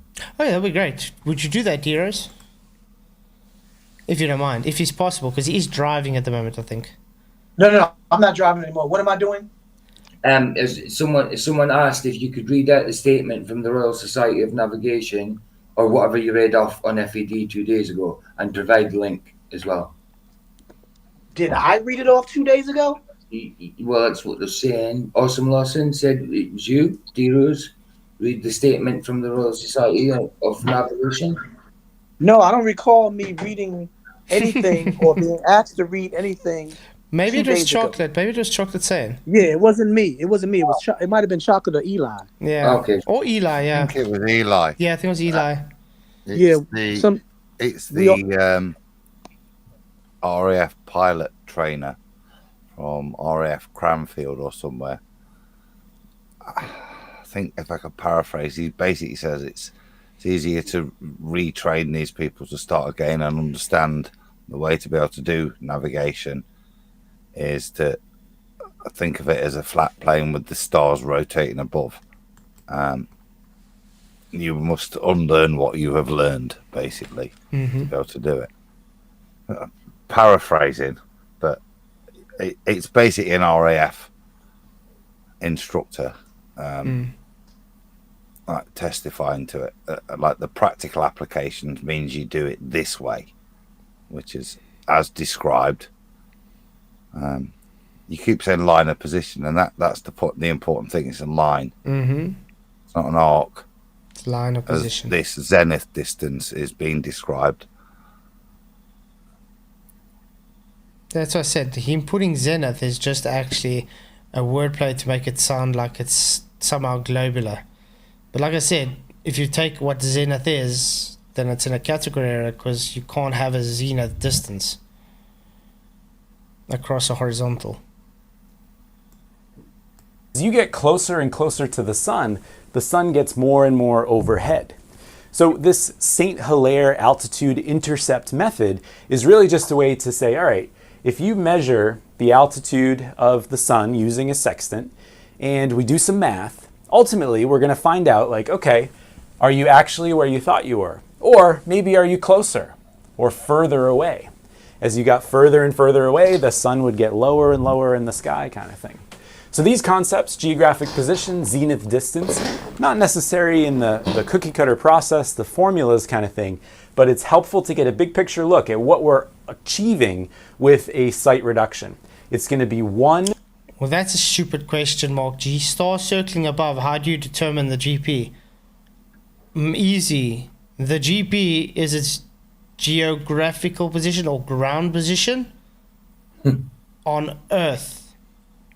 So if I'm standing at the GP of a star, let's say Arcturus, and Adam is taking a measurement to Arcturus, he's got a GP and he's taking a measurement to my GP. Understand? Because I'm standing directly underneath the GP of Arcturus. Guess what? That would mean we can make a triangle from Adam to my position on the ground. Just because the stars are moving up above doesn't change what a GP would be. Circle of position. The St. Hilaire method will allow us to take that circle, zoom it into a human scale, take a tangent of it, and turn it into a line of position. If you did the same thing with the moon, if the moon dropped down right here and you created a circle of position around the moon, you could end up with a fix that way. But for the sun, we're just going to get one circle of position, or technically a tangent to that circle to get a line of position is the process. All right, so let's move on to the actual steps of the site reduction. I think you've got the background that you need. If you're looking for a deeper dive into the background, I would recommend checking out some of the other videos that are available on YouTube. Either could maybe put my sextant sideways and I could measure an angle between the camera and my computer monitor, and I can get an angle out of it that way as well. Horizontal, yeah.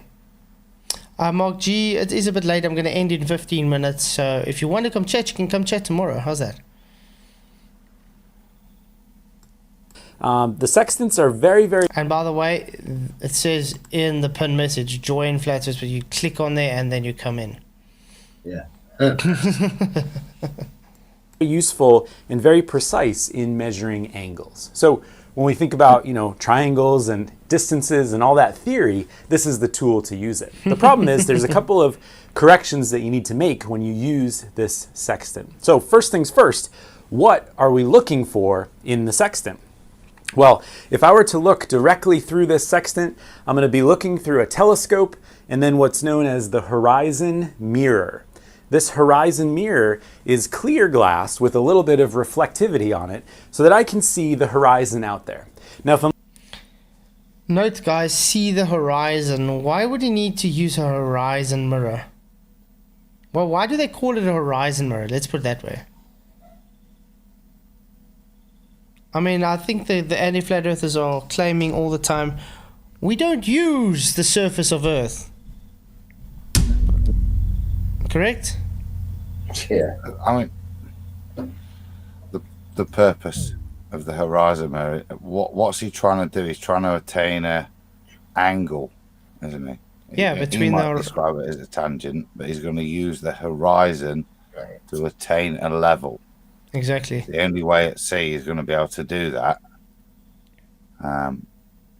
So he's going to use that horizon as his point of reference to make sure he's level, perpendicular to the surface. Mm-hmm. Exactly. That's also just interesting. He uses the horizon mirror, and they look to the horizon to make a sight. I'm looking at the horizon, that's great. But if I'm looking at the sun, I'm going to burn my eyeballs out most of the time. So we've got some shades in here that will allow us to protect ourselves, just like sunglasses, from the sextant. Now, if I'm looking at the horizon, that's one thing. How do I measure the angle to the sun? Well, if you look closely as I maneuver the sextant, you'll see that there's not one mirror, but two. Right? There's a mirror here, the horizon mirror, but there's also this one, the index mirror. So as I move it around, those two mirrors move in relation to each other so that I can take the light from the sun, hit the index mirror, bounce it off the horizon mirror, and then come into my telescope that way. So I can... Just don't tell Witzer that. He doesn't think light travels.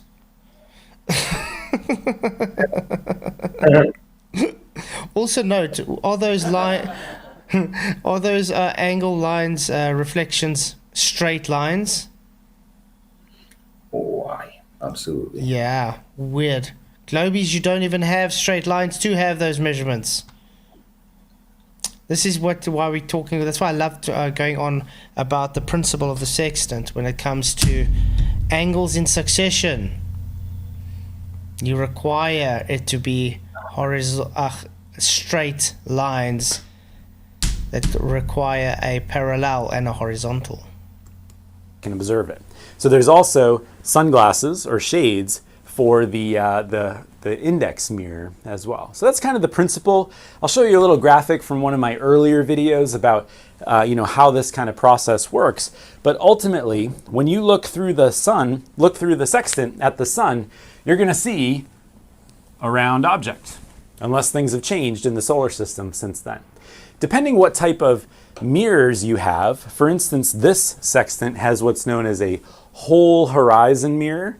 It's not split in any way. Other sextants have split horizon mirrors or mirrored glass in there. So depending on what type of mirror you have, and you can check out some other videos for that type of thing, you're going to... Okay, this is what I wanted to also get to with McToon last night, but we couldn't really get there. This is why I say the globe, just by picking up a sextant, literally throws it away. Just pay attention. Take the sun and you're going to bring it down to the horizon.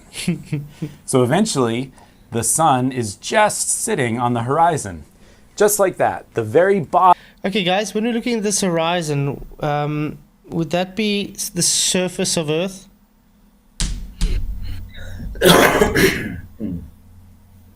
Guys, that's surface Earth, correct? Yeah. Would that be horizontal? Very, very horizontal. So what does that tell us? The surface of Earth is horizontal? Oh, wait a minute. You've gone. That's a bridge too far. No, it would seem to imply that, Flat, but possibly not. Yeah, but I mean, we're working on observation here. Crazy. Is that sun intercepting on the horizon the surface of Earth at a horizontal plane? In other words, the sensible horizon is now meeting the visual horizon, correct? Yes. Yeah. And they are parallel to one another as a horizontal? Yeah, that's the key. You've used the horizon to create a parallel plane to the surface. Exactly. So that by default means the surface is horizontal. Well, if what you've created is a parallel plane, yeah, and it's a plane that's parallel, therefore by definition what it's parallel to is a flat plane like what you've created, isn't it? Exactly. Otherwise it can't be parallel. I love this. This guy has an awesome video. Bottom of the sun is touching the horizon through the sextant. When you do that, you've got your measurement. That's the time to take it. The problem is the sun is always moving most of the time. So if you dither, you're not going to get the most precise reading. So what you want to do is bring the sun down to the horizon, and then you want to take your sextant and kind of rock it back and forth a little bit. Why do we do this? Well, if you look at my head, for example, I always kind of lean to the right a little bit. If you're on a boat that's moving, you've got a little bit of list and stuff in there. So that's going to make the sun kind of do something like this as you wiggle it back and forth. Yeah, that's what they say would be kissing the horizon. It's just to make sure you are standing, having the perpendicular, vertical, and horizontal perfect. That's all. And you're going to notice that there's a gap there. You want the sun to touch the horizon just barely, just kiss the horizon, and you'll know you've got your measurement at that point. So when you do that, you're going to note the time to the nearest second, like very accurately, and then read the sextant. So I'm going to write down my time. Maybe if I have a friend, I'll... Yeah, that's true, Pandan. He admitted that the sun is moving. Exactly. Most of the time, he said. I'll say Mark, and they can write down the time, whether their name is Mark or not, and we can go from there. Okay, how about reading the sextant? Again, I've got a more in-depth video about reading the sextant, but in essence, along the bottom of the sextant here is the readings. Pay attention here again, McToon. This is what I tried to explain to you, I think, at least 15 times last night. Scale. So there's whole number of degrees on the gold part here, the brass part, and then inside of it, you can kind of fine-tune it with this micrometer drum to get degrees, minutes, and tenths of minutes. So again, if you're interested in a more detailed version of that, just go check out the video that I'm putting up in one of the corners of this screen. But in essence, on my site with Chuck out on the vessel, we shot the sun and we observed it at 51 degrees, 06.6 minutes above the horizon. So in this case, our boat was out there, we looked out at the horizon, and we saw the sun. Notice he's drawing it on the flat earth again, guys. At 51 degrees above the horizon. I don't know where the sun is. I haven't figured that out. All I know is I saw it at 51 degrees, 06.6 minutes above the horizon. And that's useful information to me. Right? That's useful information. But just like the sunglasses and the mirrors, there's a couple of other problems that we need to deal with before we have an actual measurement.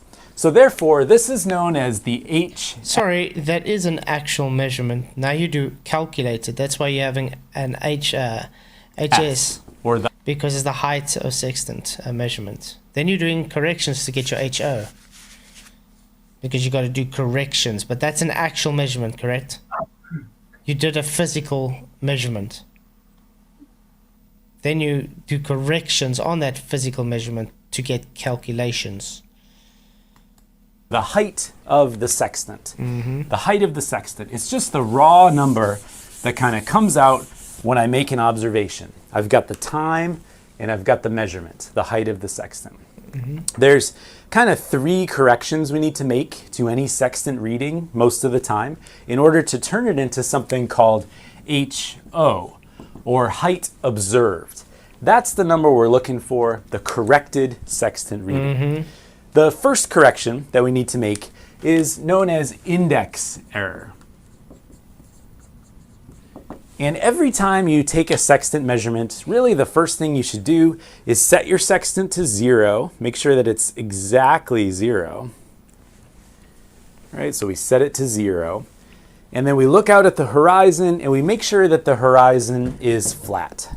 You want to look out at the horizon. The horizon is flat. I love this. This dude rocks. Good. Yeah, make sure it's flat, please. Make sure it's flat and show us where it's flat while you're trying to say, but it's a globe. Okay. If I don't look out, is there a chance it won't be flat?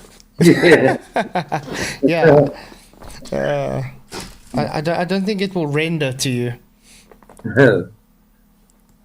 See an unbroken step like that.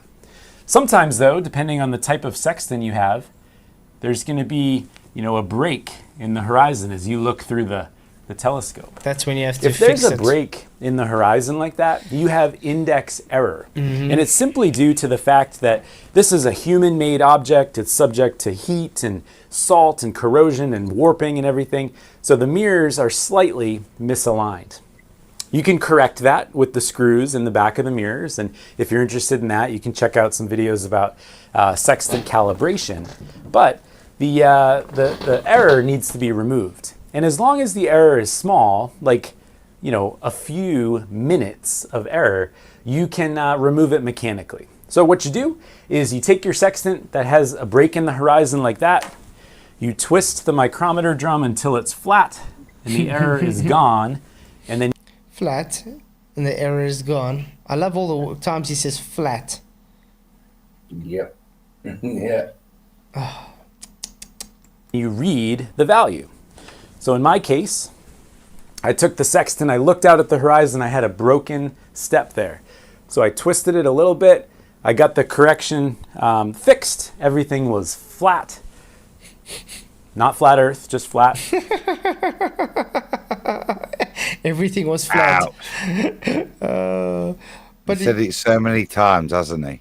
But that his point of reference is flat. Mm-hmm. Yeah.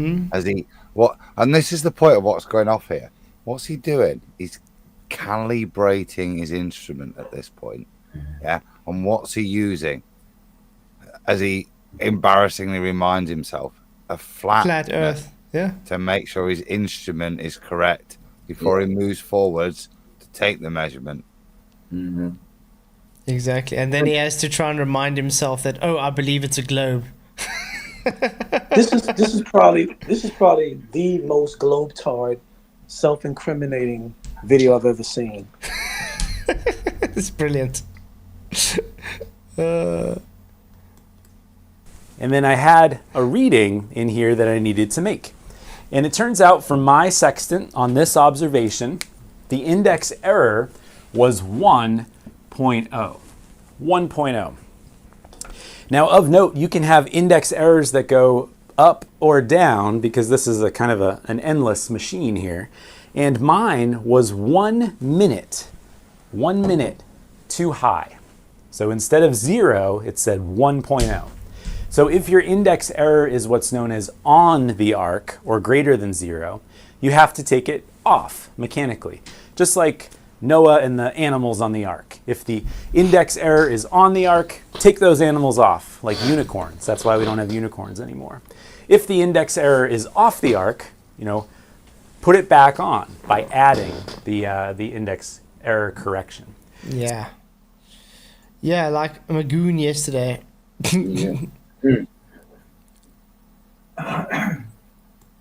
So I take that index error, I am going to subtract 1.0, and instead of index error, now it's index correction, or IC.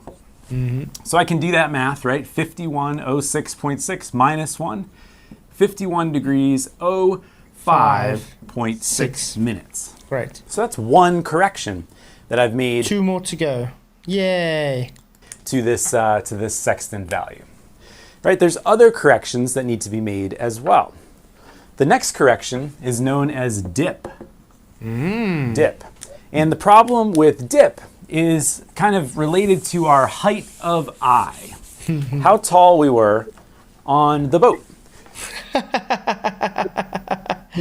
How tall we were on the boat above a horizontal horizon.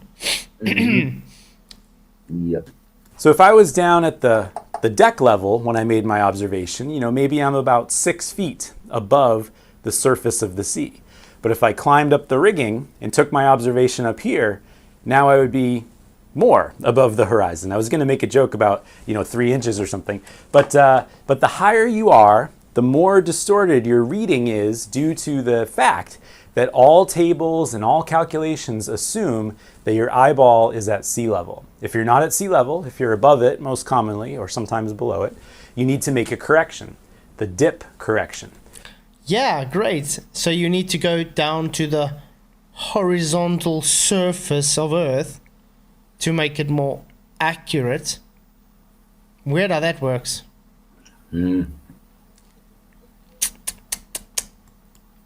Otherwise known as height of eye correction.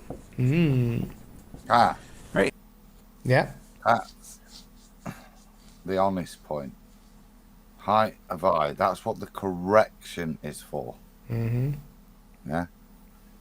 whatever it gets passed off for in, later on, that's what dip is synonymous with, or originally called. It's a correction for the height of eye, as it describes, because as you ascend to a higher height, that flat deck opens up more to you. The angles that were previously occluded by things in the foreground become apparent to you. You can see further.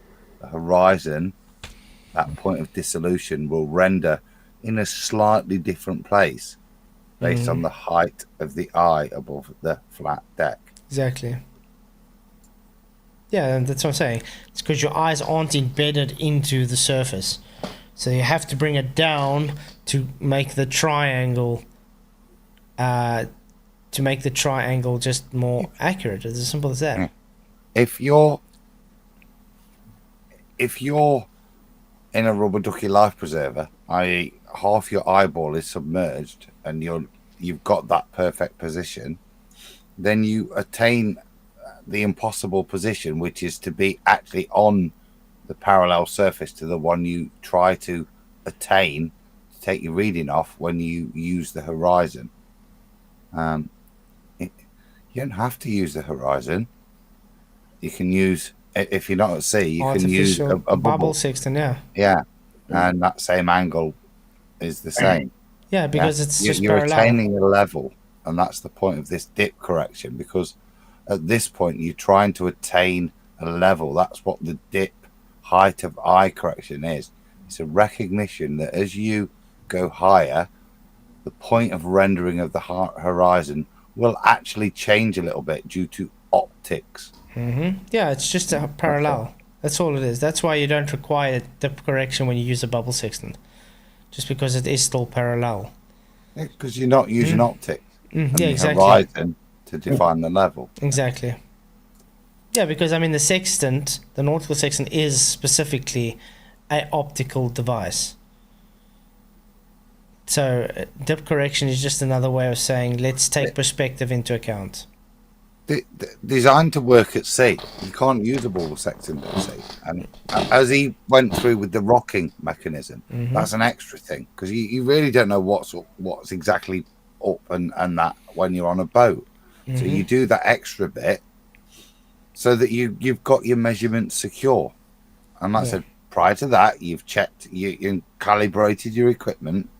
Now you're going to make sure that however high you are, whatever bigger ship you are, wherever you are on the rigging, you also recognize that will slightly adjust the position of rendering of the horizon when you look at it through the sextant. That's the next adjustment. But there's no mention of curvature drop. It's about where the horizon renders. It's interesting, isn't it? Because at this point he's not invoked that the horizon is the leading edge of a ball. Yeah, he can't, because everything he's showing is flat. Well, that's why I chirped in, because he said height of eye, which is an admission in of itself. Yeah. So I'll shut up. And where can we make this observation? Well, there's a table in the Nautical Almanac which will allow us to look up dip corrections, or there's a formula. You could do it yourself. You could calculate it. So I'll show you a graphic of the dip correction for the Nautical Almanac. And for us, our dip correction is going to be negative 2.8. Negative 2.8. Before we were using Monday. Oh, before you used Monday.com. I think we're just going to let him do the site reduction class, and then I'm going to end. Would you guys want to go on with this tomorrow? Absolutely. You guys like this? Yeah, absolutely. Who is it? Where does he? Mark G said, I look forward to the flat earth site reduction. He's busy doing it, Mark G. Pay attention. That is flat earth site reduction, mate. You only have flat earth site reduction. There's no other way. All right, we were only a little bit above the surface of the sea, so that's going to turn out to be 51 degrees. Not quite done. 51 degrees, and then 5.6 minus 2.8. 0.2. is 2.8. Right. So far, I've taken that sextant reading, my height of sextant, and I've corrected it for index correction, the error in the sextant itself. I've corrected it for my height of eye above the surface of the sea, and we have now what's known refraction. as HA, or height apparent. Height apparent. Remember, we were looking for HO, height observed. So there's one. So height observed. You're going to have to do refraction now, correct? Note, this is what I wanted to say with McToon last night when I asked him the whole time, which I did ask. Do you first take the angular measurements with straight lines and then correct for your so-called curved lines? So how do you take an angular measurement if it's curved always? You know what his response was? You can take an angle with a curved line. Yeah.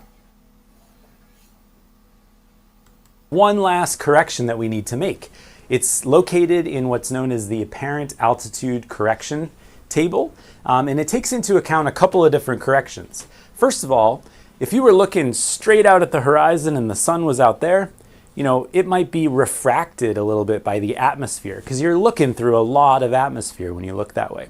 If the sun was directly overhead, there's less atmosphere to look through. So there's some refraction based on where you are looking at the sun. Likewise, you've also got some seasonal differences. Sometimes, at certain times of the year, the sun is really big.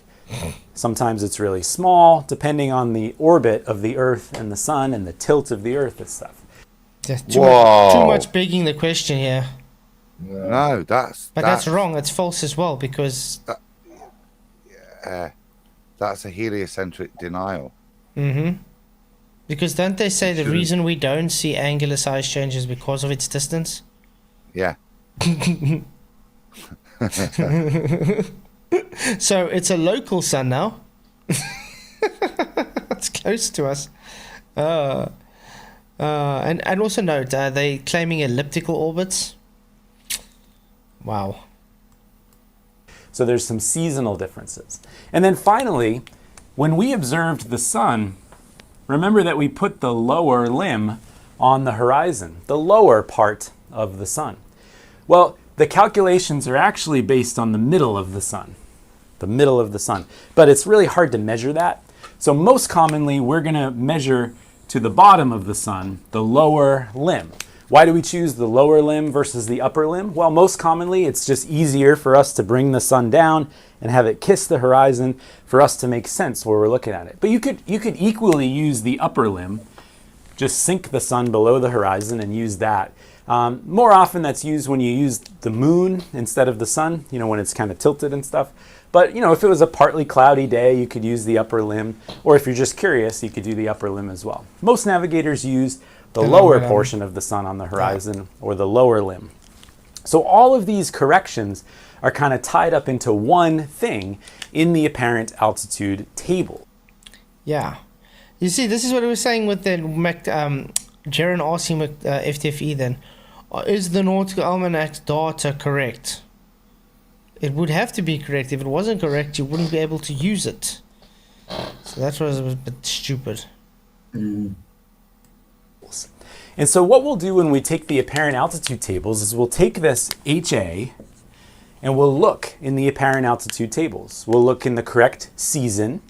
We'll look at the apparent altitude and we'll pull out a correction based on the lower limb or the upper limb, depending on which one we used. So when we do that, we see that our correction is positive 15.2 minutes. And so finally... This is specific, isn't it, to the sun and moon, and not the rest of the. This is specific to the sun and moon at the moment, but the principle works the same though. No. This adjustment, this final. This fine adjustment is just for the sun. Altitude. This is just for sun and moon. Because that's why it says when you do the stars, you're going to do refraction. But now this takes refraction and declination and all that into account. which to get to the HO. But the principle is about the same. Is positive 15.2 minutes. And so finally, this will allow us to get to our height observed. So I'll take the 2.8 plus 15.2 to get 18.0.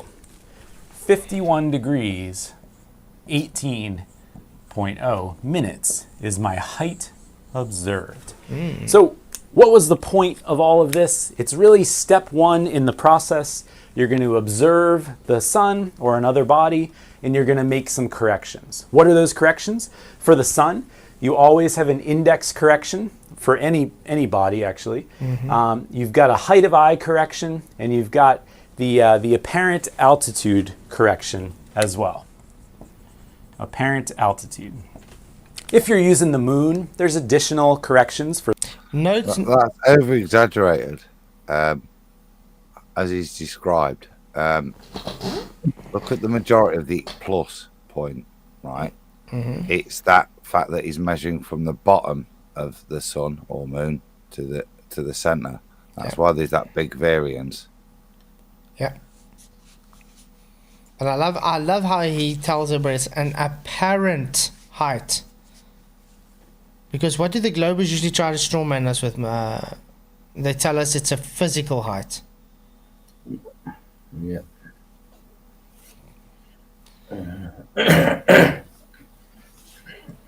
For the parallax. If you're using a star, if you're using a planet, depending on the season, there's different corrections for each of those. But for the sun, it's going to be index correction, dip or height of eye, and then the apparent altitude correction. So if you notice, our sextant height was 5106.6 when we looked through the sextant. With all these corrections, it's 5118.0. What does that mean? Is that a big number? Is that a small number? A big difference? A small difference? Well, it's about 12 miles of accuracy when the time comes. So depending on how accurate you're trying to be, if you're out there on the open ocean, you could round these, you could ignore them if you wanted to, but to be most precise, you want to make these corrections. So that's step one, observe and then correct the sextant to get a height observed. Next, we'll move on to step two. Yeah, I think we'll move on to step two tomorrow night, guys. Sounds good. Yeah. So yeah, I loved what the guys doing, explaining flat Earth the whole time.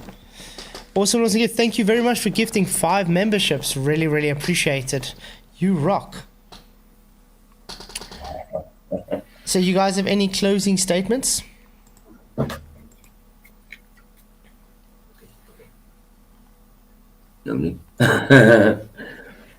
This guy over what? He sounds like a flat earther, doesn't he? Sounds like he's definitely a potential one, that's for sure. It's like you said earlier on that anything to do with flat had no problems with it. Anything to do with globe had a multitude of problems with it. Yeah, the fact if he didn't tell me that the Earth is not flat, I would think he's a flat earther. Yeah, absolutely. Definitely. So I would just say that the only reason I put it in is because of the detail he's given. To be honest, he's not tried to allude it to anything. He's just described it. Yeah. It's just detail. But the point is, it's fixing the device, making the realization that you can't stare at the center of the sun. These are the things that are being adjusted for. At no point did he describe, oh yeah, because we're looking down and we're referencing the horizon because it's the leading edge of a ball. He's not said that. Even when he said height of eye or dip, as he first said, he didn't allude to it. It's an interesting watch, Flatzoid. Yeah, definitely. Definitely. But I still think he's busy while he's going through it. He's trying to convince himself it's not flat because he's realizing everything he's doing is based on the flat. Yeah. He double checked himself, didn't he? Because he kept realizing I've said flat a lot of times. Exactly. I don't mean flat Earth by that. I mean just flat, as in the flat Earth, the flat shape that I'm referencing, the flat surface and that I'm navigating on. But he's not. I think he's avoiding it. I think that's interesting, that little slip he had. Yeah. Okay, so I guess that's all that guy has done is done the flip side of what we've demonstrated all along why celestial navigation does not work on the spherical Earth. All he did is say it in a different way. Instead of saying, let's imagine it being a sphere the way Jaron did, let's just imagine it's a sphere.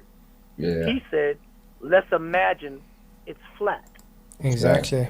Then he did everything successfully. And then he said, now, let's try to do it this way. See, we have a problem. Mm-hmm. Exactly. Okay. No, I agree. Yeah, because that's what we're saying with Jaron. He's literally putting everybody on a globe for what reason, I have no idea. Okay. I guess that was a good stream, so we'll do part 2 tomorrow night then. Because I think it's this guy rocks. I think he's going to have some interesting things to show us. So thanks all for coming. Really, really appreciate it. Was a great show. Thanks all for coming. Thanks for all the super chats, all the likes, all the share the shows. You guys rock. I'll see you all tomorrow evening for part 2 on celestial navigation based on a flat Earth. Cheers, guys. Good night. Thanks, guys. Blessings.